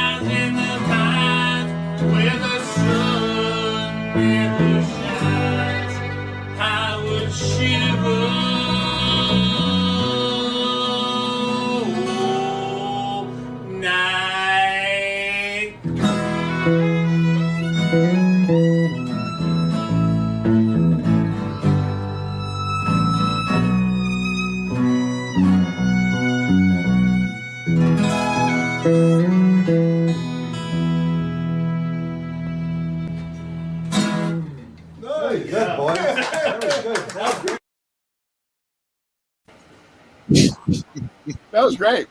It was a load of fun, man. Yeah, it was like that for hours. I mean, we're just playing tune after tune. Most of them we didn't really know. You know what I mean? And it was a blast. As long as one person knows it, that's what the jam. Well, that's the thing. Yeah, Tom, the guy who was singing, knows that one, and the other one I think I sent you at Outside, which I had never played before, but I really liked. And yeah, we were, the other guy, Nick, he called a few, I called a few. We each called a few different songs, and we just all, good enough players that we could, for the most part, pick it up and have fun. And so it was really cool. Yeah, that's really cool. Where did you do that? At your house? No, that was in Harrison at Uncle Henry's, which is a bar right across from the train station. They got a nice back room. These are mostly, there was about a dozen people watching us, people from our office, people, friends, colleagues. Right. Like I said, other than this, I hadn't seen, our office still hasn't opened. I haven't seen any of my colleagues since February 2019. That's great. Other than like this on a Zoom, right? So it was really great. It was great to actually be in a room with people and talk, and that's the other thing. When you're playing with people, you can play off each other, you can see each other, and you know what I mean? Take it places you can't when you're virtual. Oh, here we go. Somebody's got a phone call. No, it's true. And what's weird for me is that I still have not played out enough this summer where I'm used to it yet. Like, I'm used to being home alone or on a screen or whatever. When I go out and I play with people, somebody walks up to me who I haven't seen in a long time. I'm like, oh, hi. And then I'm like, wait, they don't have a mute button. Like, I can't like remove them from the show. Like they're still standing there, Oh, that sounds like something you'd say, Ed. No, I swear. I'm like, oh, it's nice to talk to you, but I'm done now. So I'm done with you. Excuse me. Click. There's a very pretty blonde just to your left. Right. I can't mute you, Oh, my God. Speaking of muting, Gabriel Ryan. How you doing, man? Can you hear me all right? Oh, my God, I can hear you all right. Yes. Okay. I'm doing okay. Look at the look you're sporting. What's happening over there in Ohio? I'm too lazy to use my razor. That's what's happening. Awesome. You're going for that kind of Ed Train thing. I mean, that's kind of cool. No, Ed, your hair stays on your face. Mine goes to my neck. However, my client did something I think you've wanted to do to me many times. Oh, today. Castration or what? Oh, my God. No, nothing like that. Hey, Dave. No, he... Hey, Dave. Oh, Dave Lindsay's here. How are you, Dave? Hey, Dave. Good. What's up, guys? So what did your client do to you, Gabe? So I'm sort of a teacher's assistant, so we'll call him Nicholas. That's not his name. We'll call him that. All right. He gets 15 minutes of work and then 10 minutes of relaxing, essentially. That's what he can handle. So 10 minutes are up, and I kind of just tap him on the shoulder, and I said, hey, it's time to go back to our room now. And I'm supposed to speak like supportively and like neutrally, because if you say something abrasive, it's not going to help. It's not going to make it seem more severe. It's just going to make them upset. So I'm sitting down like an idiot, like right at like his chest level. So he turns right around and he goes, no, I don't want to, and like punches me straight in the face. I'm not even kidding. Just straight in the face. And I'm just like, I just told my boss I need a minute, because everything, he's 18, he's relatively high functioning, and he's his own guardian.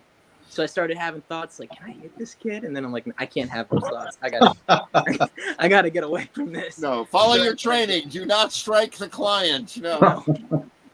No. So I took 5 minutes. I came back to it, and then later, my other client started throwing things at me. Again, this is for like no reason. This is for like, so hey, for everybody else, explain what you do for a living.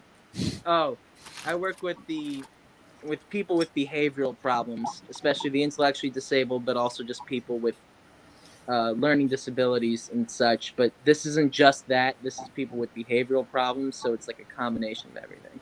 Right. You're the man with unlimited patience, in other words. Yes. No. I am the man with unlimited patience. I run jams, okay? That's the man with unlimited patience. Ed Lindsay is the man with unlimited patience. Ed, Did you have chairs thrown at you Monday, Tuesday, Wednesday, and Thursday this week? I work on a screen now. My life is good. He's got a camera under his bungalow and he looks at the animals. See, that's it. That's the only crowd. Oh my God. Crazy. All right, I'm gonna play Outside now, Jimmy. Check it out. Cool. Watch it.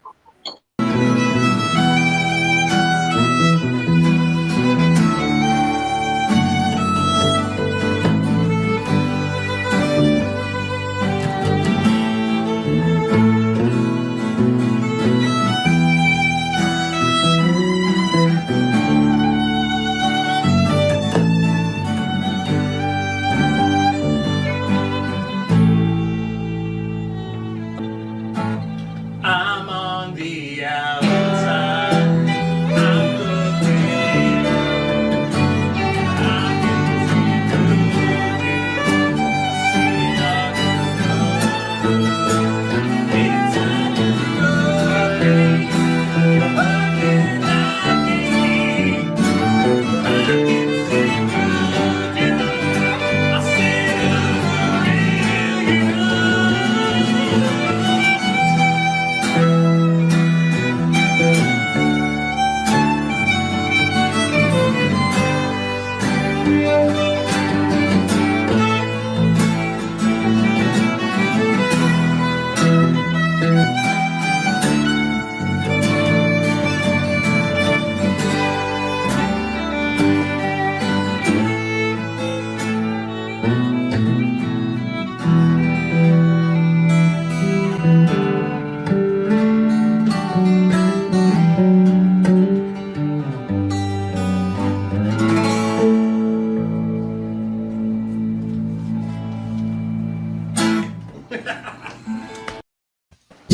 Nice.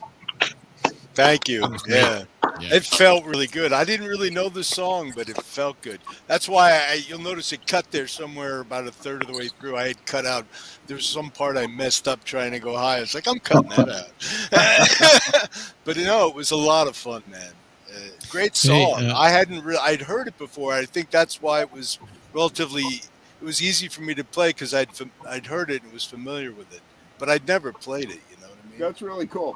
And the end, were they trying to end and you're like, screw that bass solo? Is that what No, I heard what Tom was playing, and I know he knows the song, so I did that bass part because I knew it would complement what he was doing perfectly, and it did. Yeah, it was great. Yeah, it worked. It There's really a, did very well. a pub in White Plains. Do you know Dunn's, the Irish pub in White Plains? No. This is a great place. It's a real throwback. It's an Irish pub, and they have real Irish music twice a week in this place. And they sit around a table, just like Jimmy and his pals there. And they, Drinking Guinness. They have drinking Guinness and all the Irish instruments, and they play the reels and all that stuff. And What it's days great. of the week do they do that? When I know it is Wednesday. It used pre-pandemic. Who knows what it is now? Right.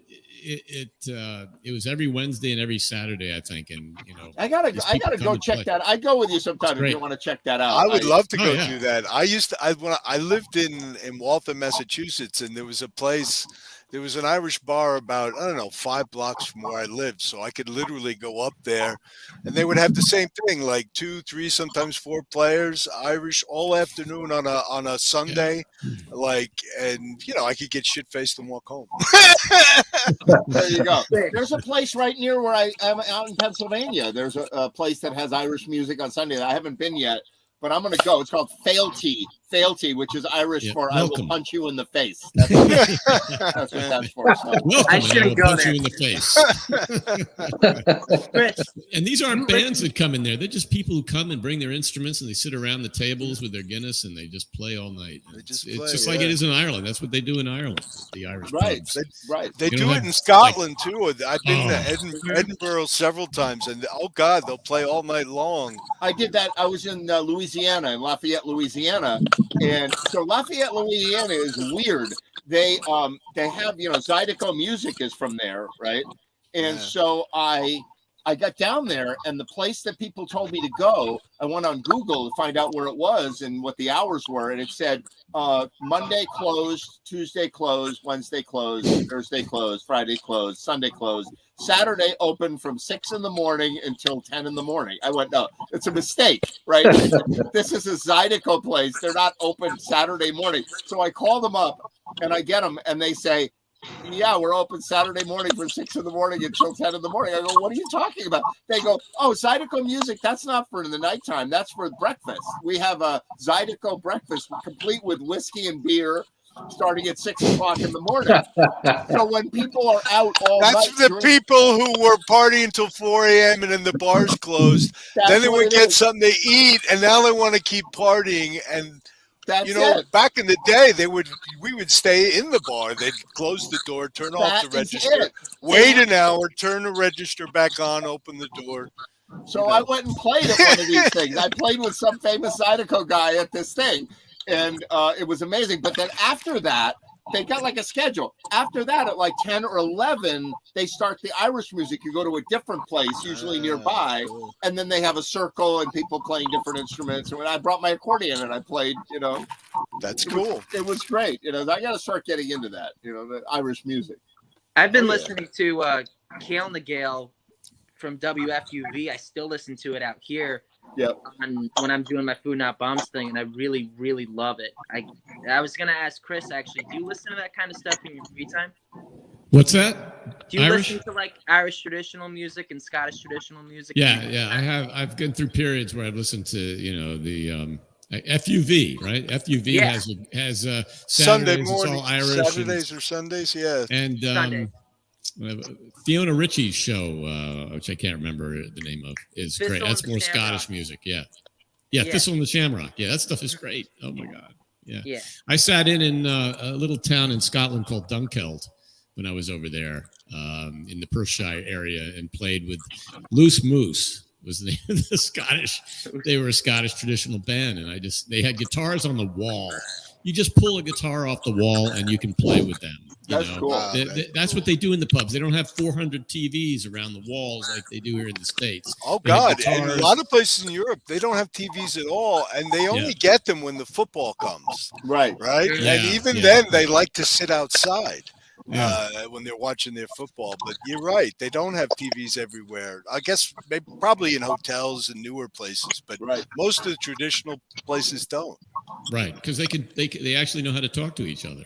Well, yeah. And guess what? If you sit down at the table, they're not gonna hurry you up to get out of it. You own that table until you're ready to leave. Yeah. That's right. It's a social place. Absolutely. Well, a lot of places in Europe, it was that way. It drives Americans crazy because I lived in Belgium for like a year and a half, and you go in, they expect you to sit for 3 hours. They expect it. Yep. And if you don't, they think something's wrong with you, didn't like the place, or something was wrong. My American grandmother. There's 2 servers for a place that would normally have a dozen here in the U.S. Okay, right. And so your service isn't great. So if you're thirsty, you should order 2 beers when you order a beer, because it's going to be a while till you get the next one. They don't forget about you, but they get a lot of people they got to take care of, and but everybody's relaxed. They expect you to relax and enjoy yourself, and your pets are welcome, and as long as they're well behaved, and they are. Americans with their children, they're the unbehaved people. Yeah. Like me, I was with my wife and I had a 2-year-old and a 4-year-old. We're trying to get out of there as quick as we can to get out of embarrassment, right? Because the Europeans know how to go out and relax. Right. My American grandmother used to say, a good restaurant, the portions are big, the service is fast. They get you in and out of there, right? And in Europe, I grew up in Europe partly, and in Belgium too, by the way. We'll have to compare notes on that. And they just you go to a meal, it's 3 hours, it's 4 hours. You're not planning on going to a meal and getting in and out of there in 20 minutes, like a diner. No, not at all. And if you go to like a 5-star like News in Antwerpen, you're got to be there for 5 hours. You're committed to a 5-hour, 5-course meal, and you can have cigars. You can smoke them right there at the table. But it's for them, and dining out and spending your money is something that you should relish and enjoy, not hurry through. Agreed. And Absolutely. I agree with them 100%. Absolutely. Speaking of enjoying your dinner, Lindsay, how you doing, Dave? I'm doing well, thank you. What are you eating tonight? Tonight I am eating some grilled salmon with a sesame garlic ginger glaze and some small potatoes that were baked and Nice. with butter and garlic. Yeah. Nice. I just Yeah. got, Oh my I got a hunger pang right now when you said that. I was like, what am I gonna make right now? I just ate. David Lindsay's gonna make me go downstairs and grab a string cheese. That's it. Now we have some crappy peanuts. Yeah, no, we're not messing around over here. Right. Wow, that's great. That's because that bastard Tommy McLaughlin didn't invite me over for his fillets. And you offered to come over, and he didn't take you up on it. Yes, I did. I like to help my friends out. That's the kind of guy I am. Absolutely. Dave, Lindsay, you skipped dinner on Tuesday night and ended up with a pizza at about 10 o'clock in the evening. So That's you, correct, you yeah. deserve to eat well. Yeah. That's try running a jam sometime. Oh my God, you can't be eating dinner. Hey, I gotta go to bed, you guys. I gotta be up at 6 a.m. It was great seeing you, though. Y'all be safe. Okay? All right, great to see you as well, Gabriel. Take care. Keep dodging those chairs, please. Yeah. Absolutely. So I wanted to show you this. I've been looking. What's that? It's really not this is what we were talking about before, but we were talking about a breakfast, and this is a full Irish breakfast. I don't know if you can see that. Yeah, it is. That's the full Irish breakfast there. 4 pints of Guinness, and I took this picture in Dublin. Actually, that was outside of a pub in Dublin. Right. That's why It's funny. I wanted my mother to. I tried to talk my mother into going to Dublin for a week for Christmas, and I always thought that'd be an awesome trip. I don't know, maybe for Christmas it's not the best time of year. You want to go in the summer, but I thought it'd be a great sail. It'd just be fun to be in a different country, enjoying whatever kind of Christmas they'd have there. Right. Toss back a couple of pints and. Check out how they do it there. It'd be fun. I'm sure Dublin's amazing. And she wants to go to Greece or do some Italian cruise. The last thing I want to be in COVID is on a cruise liner. So that's what she wants to do. Or in Greece, for that Or matter. in Greece, it's on fire. Get me on a cruise liner. You might as well go to California. Yeah, in 2016, she wanted to do a cruise, and my mother wanted to do a really top-end cruise, and it was very extravagant. We did an Alaskan cruise. Oh, wow. And Eric did. yeah, and it was on the best ship in the world. It was beautiful, Silver Sea. If you want to do it uptown, that's the way to go. Although the funny thing is, I'm a little more common man. I wanted a little rock and roll, a little stuff going on. But all these guys, I was probably the only non-millionaire on the boat, and they're all asleep at like 9:50. So my wife passing out early because she's lame. And I was like, Jesus, I'm at a casino on the most beautiful cruise liner in the world going through Alaska, and there's 3 people in the whole casino. This blows. They're all asleep. But as a lawyer, I would be thinking about using the transcript for this Jam TV in a divorce proceeding. Okay, my wife is wonderful, but she goes to bed early. I'll rephrase it. All right, everybody swear to everything you're about to say. Raise your right hand and swear that everything on Jam TV can be used as evidence in a court of law. I am not being recorded. Nor am I recording. Is it true, Mr. Leds, that in your most candid moment that you called your wife a loser? You went to bed at 9:50. Isn't that correct, sir? There may have been some bourbon involved, but I'm not There sure. might have been bourbon involved. I'll tell you one thing. The funny thing is when we did our cruise in 2016, the first trip goal, we had kind of gone back and forth between, a really great Alaskan cruise, 2 weeks in Alaska, versus a cruise to Greece. starting in what's the really cool Istanbul. Oh yeah! And wow. We would have been there like 5 days before the bombing at the airport in Istanbul. Oh God.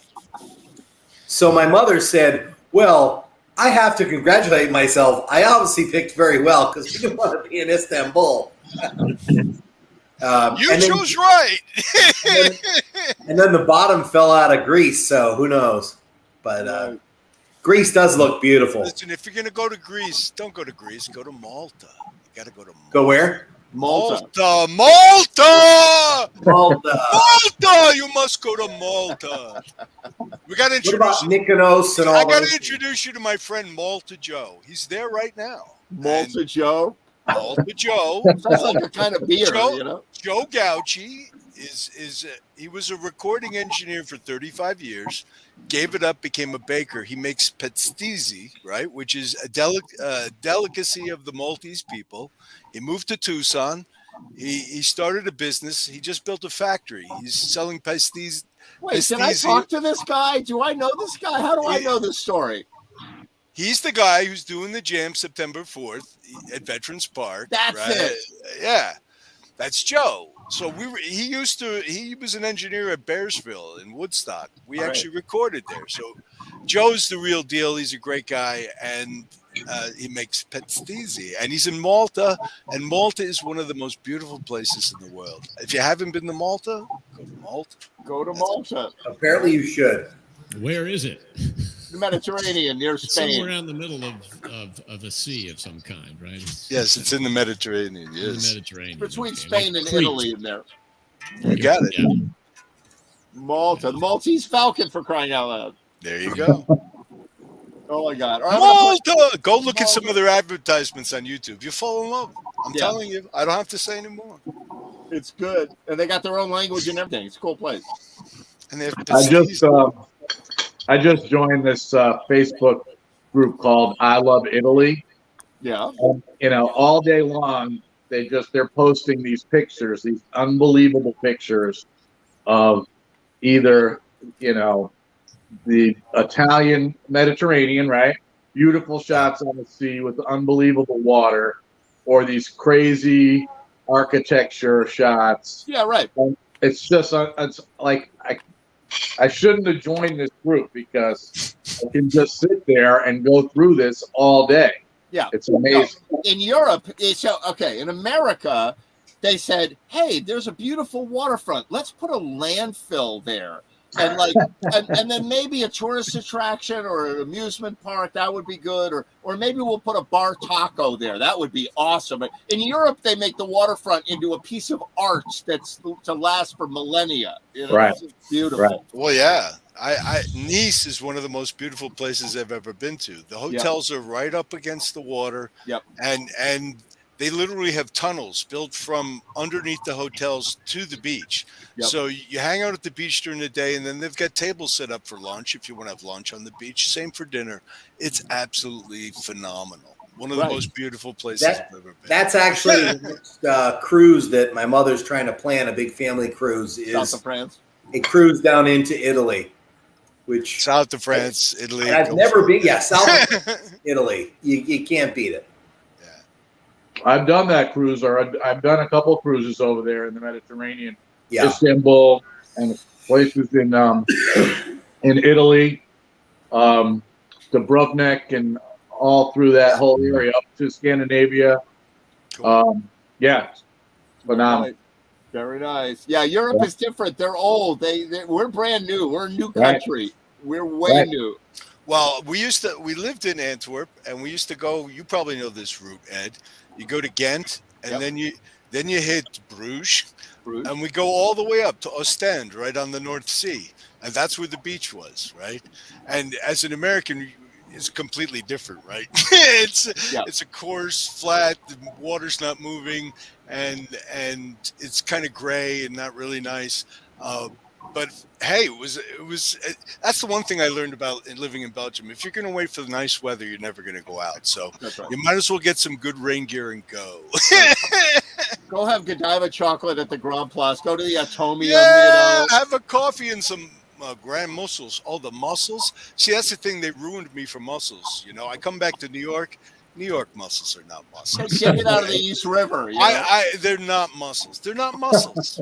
I can't eat them anymore. They ruined me because there you get a bucket of mussels and they're plump and juicy. And how do you want them? You want them, you know, with the garlic butter and lemon sauce and white wine, or you want the marinara? They get like a dozen different ways. You guys are killing me. I haven't had dinner. I'm dying. I'm like, but you know what I'm talking about, Ed. The food there is incredible. Food in Belgium is, and the among beer the on best tap. in the I would have Dentergens in the summertime, which is a wheat beer, like I guess Hoegaarden they have here. Right.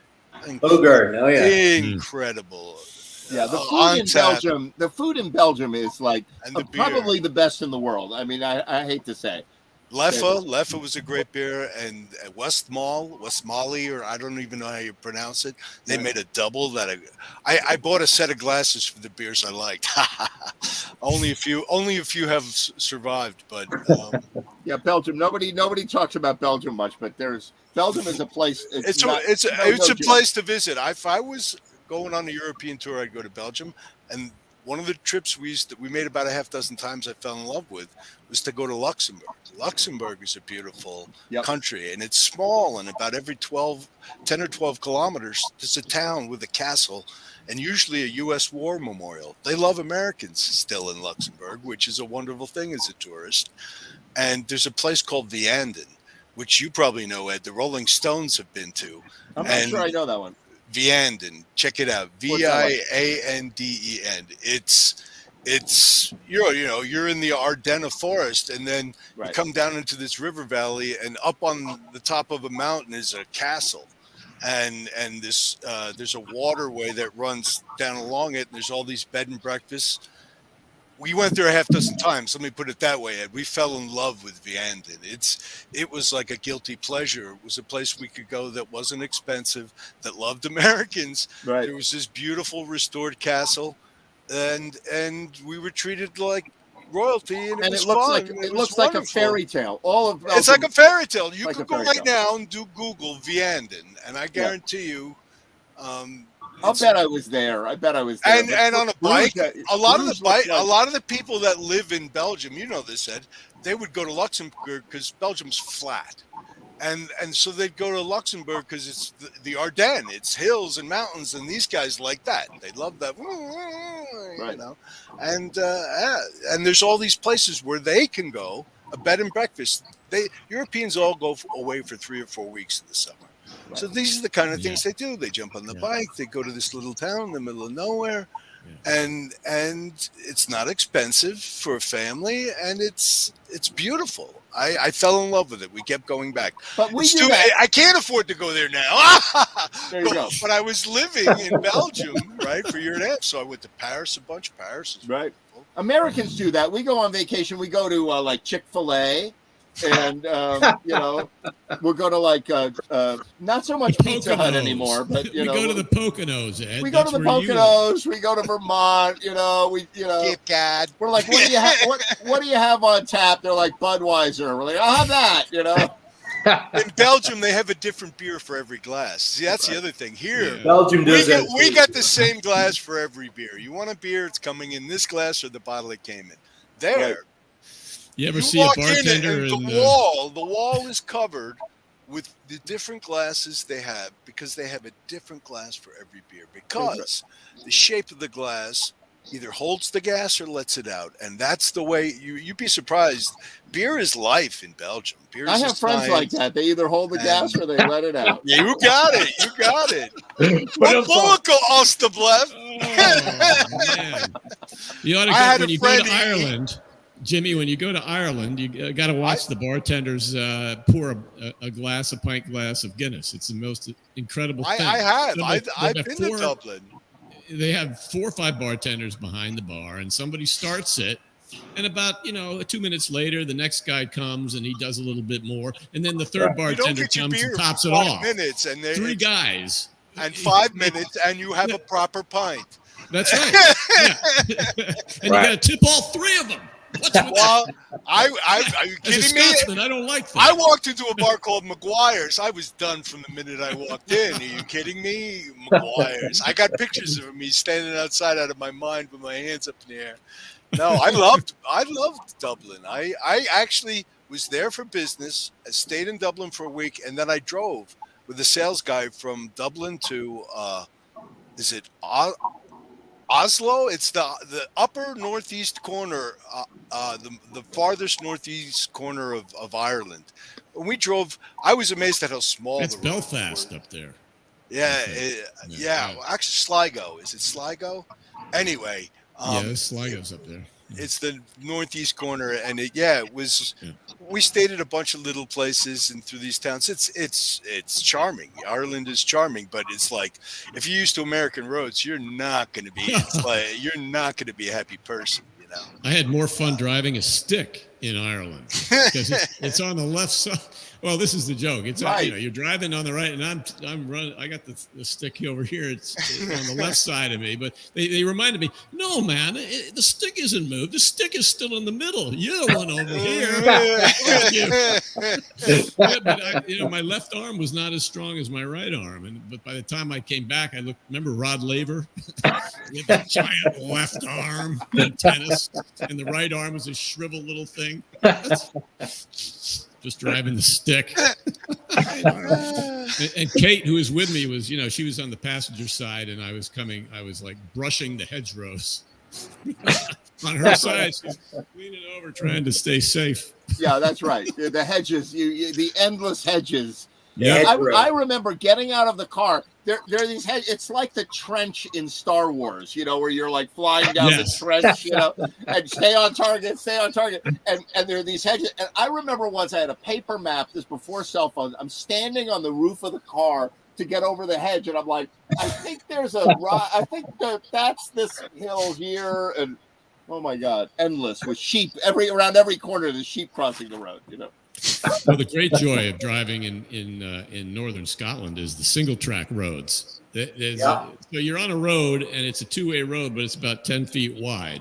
Right. And about every, maybe, I don't know, quarter mile, they have what they call a the amazing thing, I did a Scotland 2-week trip, and I went on, a lot of the trip was on a guided motor coach. And we didn't love that idea. We wanted to rent a car, but we thought with all the history, that would be a good way to go. And let me tell you, to have a huge motor coach drive through these single track roads, right. And you're dead. You're just dead. You're backing up. Go into your window and hit you in the face. I got to tell this story because my wife was at the Fringe in Edinburgh. She was running a theater company that went over. And she was at the Fringe Festival in Edinburgh. So the boys and I have 2 boys. We go up to the Highlands, and we're on the single track roads. And the boys are pissed off at me because I keep going into the laybys and letting everybody pass. They were keeping score. How many times, Dad, chickens out, goes into the lay-by. And you're not supposed to give in, Pop. 20, Dad, you're down 23-4. You got to pick it up. And then these motor coach buses that Johnny is talking about are coming at me on a single track road, and they're intimidating, aren't they? I'm not really that. I'm not a threat to the motor coach. He's a threat to me. So there I go into the lay-by, and I sit there and calm down, and then I creep out again. Head for the next lay-by, another 80 feet down the road. Right. Keeping along. Those buses, traveling by bus in some of these places where the roads are skinny, like years ago I was in Spain, and we were traveling like to all these towns in the mountains by bus. Okay, I went with my mother, who was in a choral group from Westport, and you're driving next on a mountainside, right? And there's nothing on the side of the road except air, and these fucking buses just. It was unbelievable. And you could look down over the edge and see all the cars down there that didn't make it around that curve or whatever. They're sitting down there, years later. Those are the cars that went off the edge. And I'm like, oh, hopefully this bus driver knows what he's doing.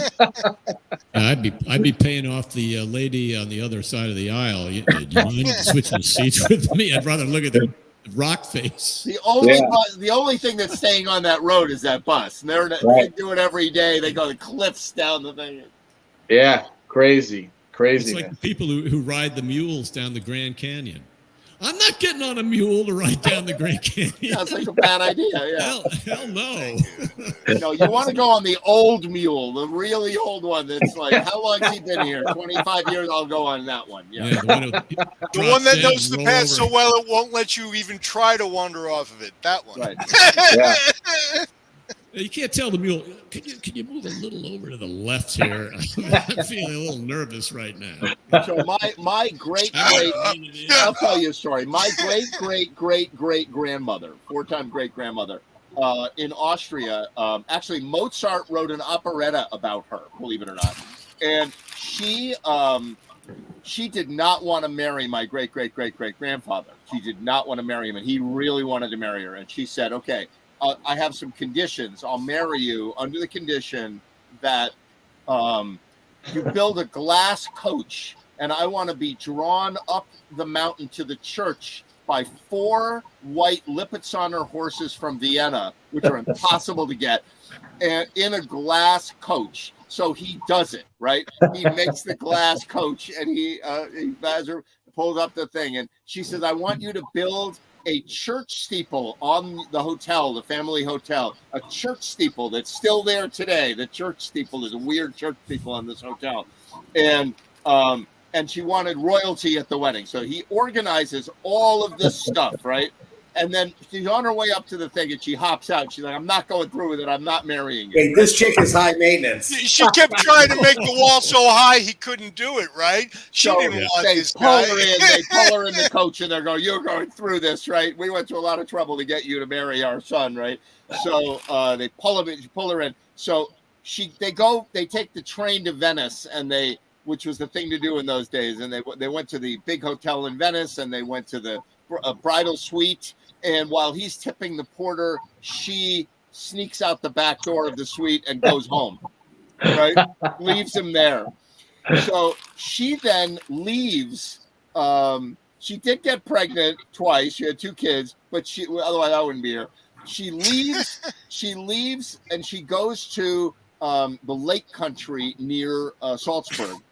And she buys a fleet of mules, like 150 mules, and a mountain. They buy a mountain, and they carry stones up the mountain and build a hotel that's still there on top of this mountain called the White Horse Inn. It's in German, but the first ever White Horse Inn was there, and Mozart wrote an opera about it. But the way you would get to this, it was all like these rocky trails in the Alps, and you would come by train there, and she would pick you up at the train station. Like, "All right, we have 30 guests coming today. Send 30 mules down," and you would ride the mules up the mountain because there were no cars or anything in those days, cable cars and all that stuff. And you'd ride the mules on this stone path, and I've walked on the path. You're like, we're gonna die. It's like, on the mules. That's what made me think about that. Sick. But That's a sick story. and it's a music story because Mozart wrote an opera. So there you go. Sick. Cool.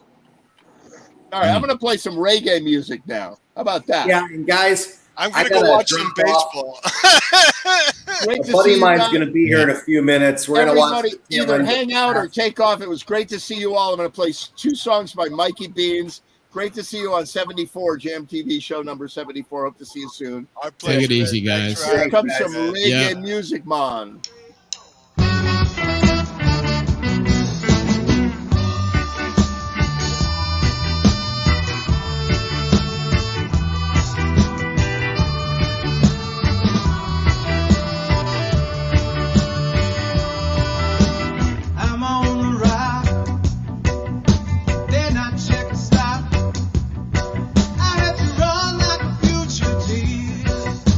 Save the life I live. I'm gonna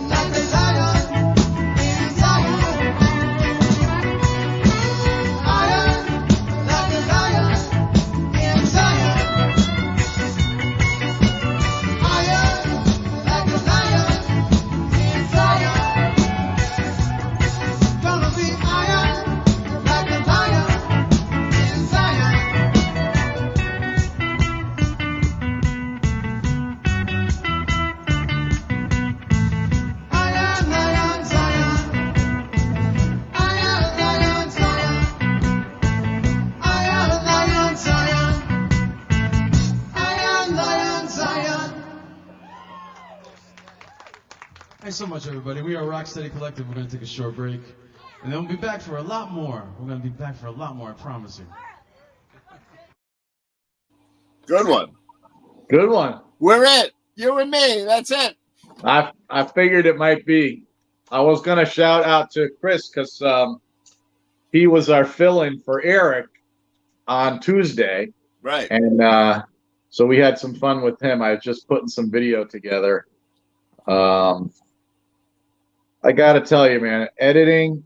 So we did 4 songs, the house band, right?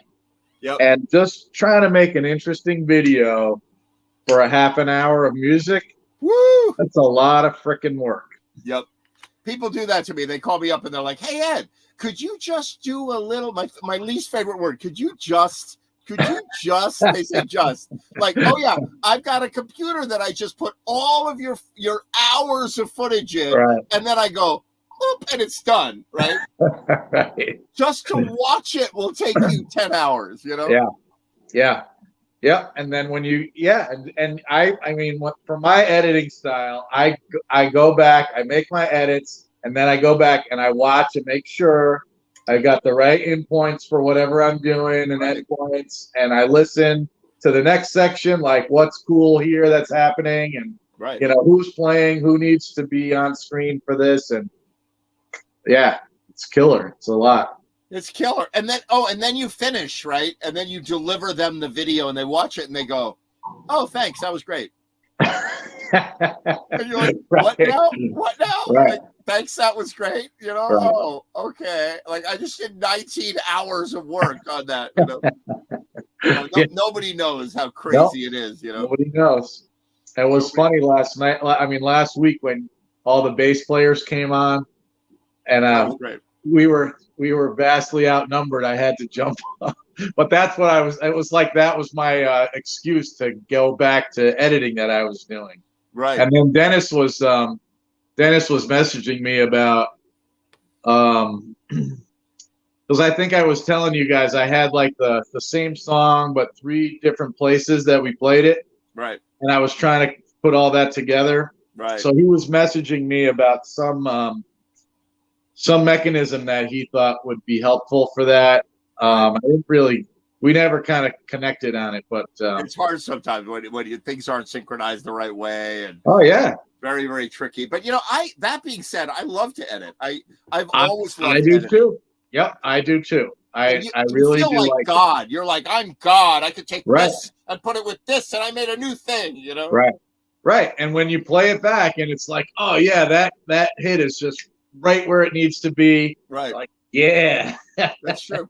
It's something very musical about editing, especially when you're editing like a music product. It's very like you look at it differently, like you know what's coming up. Right. As a matter of fact, there's a video I'm going to play now, which is Jammin', and it's they had me come down and film their set, and I did it with a good camera, but I didn't do it with any kind of shoulder mount or any kind of steady cam. So it's very like old fashioned, like shooting with a 16 millimeter movie camera. Has that feel of like that real handheld feel. No image stabilization, none of that, you know. And even your phone has an image stabilizer in it, you know. And so I shot that, but in watching it, and you'll see it, I'll play it in a minute.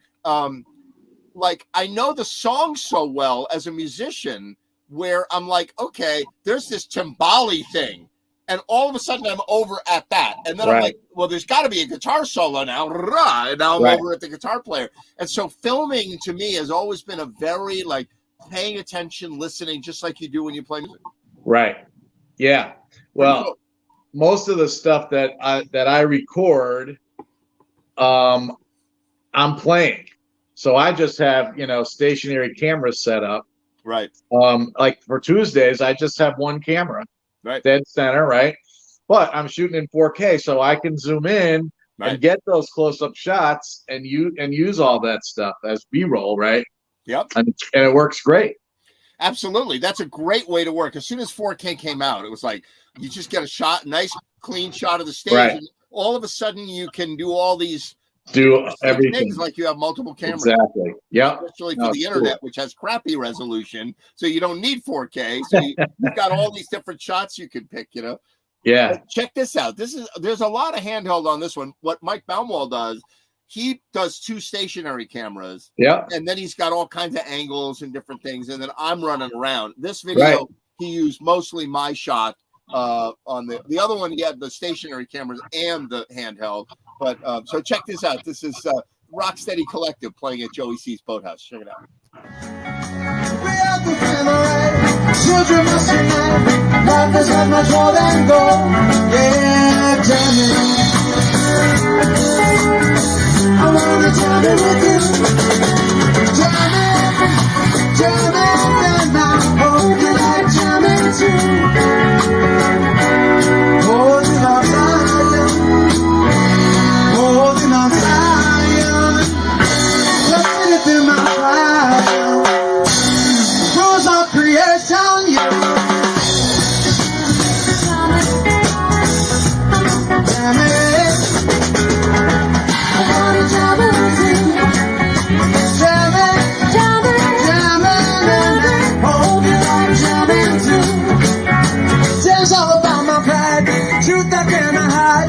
Gotta keep you satisfied. True love is what I miss. When both of them resist, so jam by my side. Jam it. I wanna jam it with you. You will jam it, jam it, and I hope you like jamming too. Yeah, I hope you like jamming. Hope you like jamming. I wanna jam it with you. Jam it, and I hope you like jamming too. Yeah.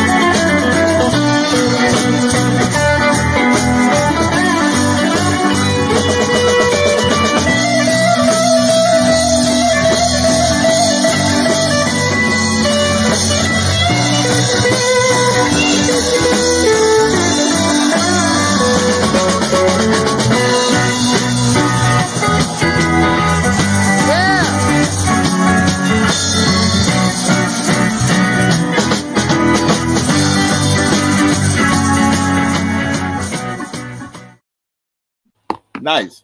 Yeah. So where'd you pick up the audio for that from? Well, okay, there's something weird. I was thinking that myself. The audio came out pretty good, you know? And I noticed when I walked by the speakers, things got louder and quieter. Mike was recording. I think Mike and Eric were recording with like 16 track, into Ableton Live off an interface. Like they went to a lot of trouble. Right. And all the other videos he mixed down multi-track. But it seems like that video, he used my camera audio, which was remarkably good it's a Nikon, but, it's remarkably good audio, how it came out. But yeah. And if you're in motion, that's always going to change as you move, closer to a speaker or whatever. Right. Yeah. And he had good audio for that thing. Blinker. Yeah. He had good audio for that thing. Yeah, he's giant now. No shit. That's crazy. Yeah, he's 6 months old, and he's only as big as my other cat. He's a gigantic. He's a Maine Coon cat, Okay. And he doesn't take any crap, He does what he wants. That guy, right? So anyway, but yeah. So I if that was the Nike, I'll have to ask Mike because I noticed when I went by the speakers, you heard the voices louder. Yeah, I thought I heard that, and then I was listening for it. But then when you came around to the other side over by Carl, I was like, oh, well, it doesn't sound that different, so I wasn't sure. I don't know. Maybe he used his mix and he used my camera audio as another channel. It gave a little bit of, maybe he forgot to turn it off. Yeah. But, yeah, it was pretty good. So how have the Tuesday night jams been going? You're not getting rained out much? You're doing all right? 2 weeks ago was the first one that I was at that we had no rain whatsoever. Oh, okay. They had one. I was away for 1 week on the July 20th, and Right. I guess that one was fine. Last Tuesday, it was supposed to be fine. And then it came in. Yeah. What did you do? But it came late. So we stopped a little bit early, like 9:30, just to Right. pack up. And actually, as soon as we had finished putting the last thing in the cars, it started to rain.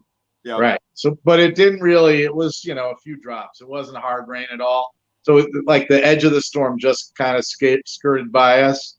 Yeah. Right. But yeah, it's been like an unbelievably bad summer so far. Yeah, I did a show with Soul Daddy a couple weeks ago, and it was outside. Everything's outside now, so you take your chances with whatever Mother Nature throws at you. And we did this Soul Daddy gig, and they were looking at me through the whole show. During the song, I'm watching the radar because it was coming in bad. Right. And they're like, "How many minutes do we have after every song?" And I'm like, "You have 14 minutes." And then they finished the song, and I'm like, "You have 1 minute." It was but we got it done. We got loaded out before we got killed. Yeah.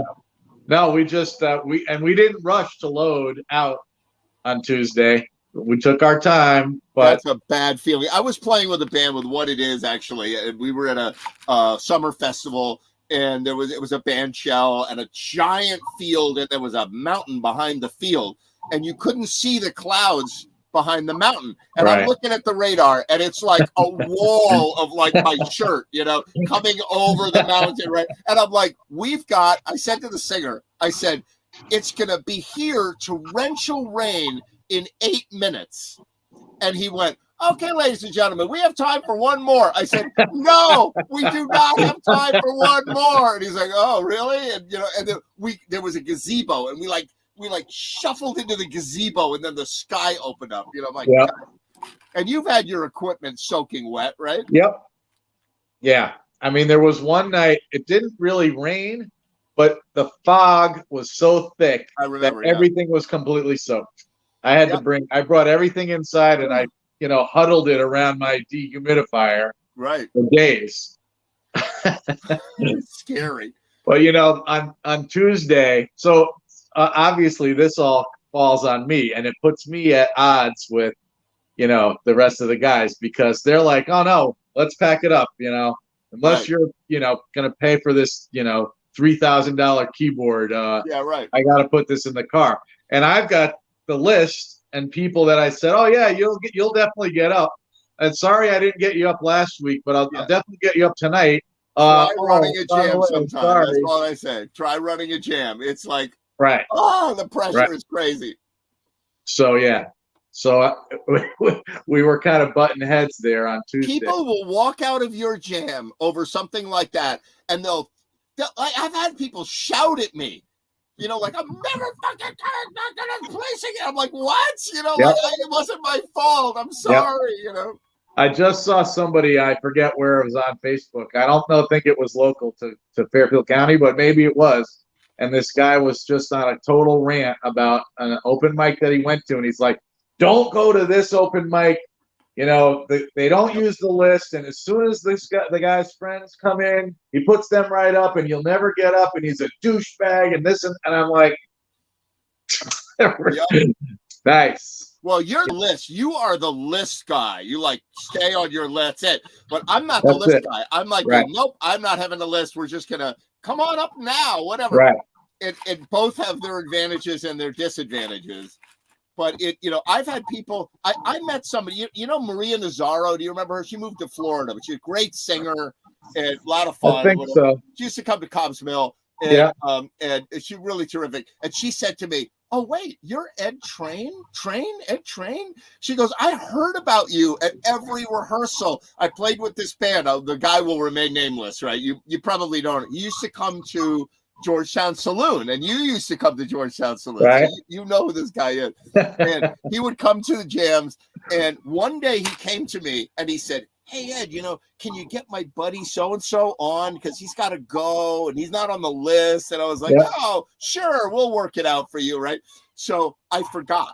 I just forgot. And I didn't put his friend on. Right. And then the next week he came up to me and he was like, "Ed Train, you profanities." And I'm like, are you joking? Like, I couldn't tell if he was joking. He was Right. like, fuck, you're an asshole, you know. And I'm like, what? Like, what? Why are you Right. mad at me, right? So then he went around for years on a rampage. Like, he would never come to my jams, but he would Yeah. tell everybody he's come in contact with about this guy, Ed Train, who's a real bastard at this jam. And you don't ever go there or whatever. Right. And Maria Nazaro was in a band with this guy. And she's like, oh my God, I heard about you. You don't seem like as bad as he said you are. I'm like, I don't know. Yeah, it's a thankless job, that's for damn sure. It's a thankless job. But you know what? It's a thankless job that you got to do this summer. Thank goodness.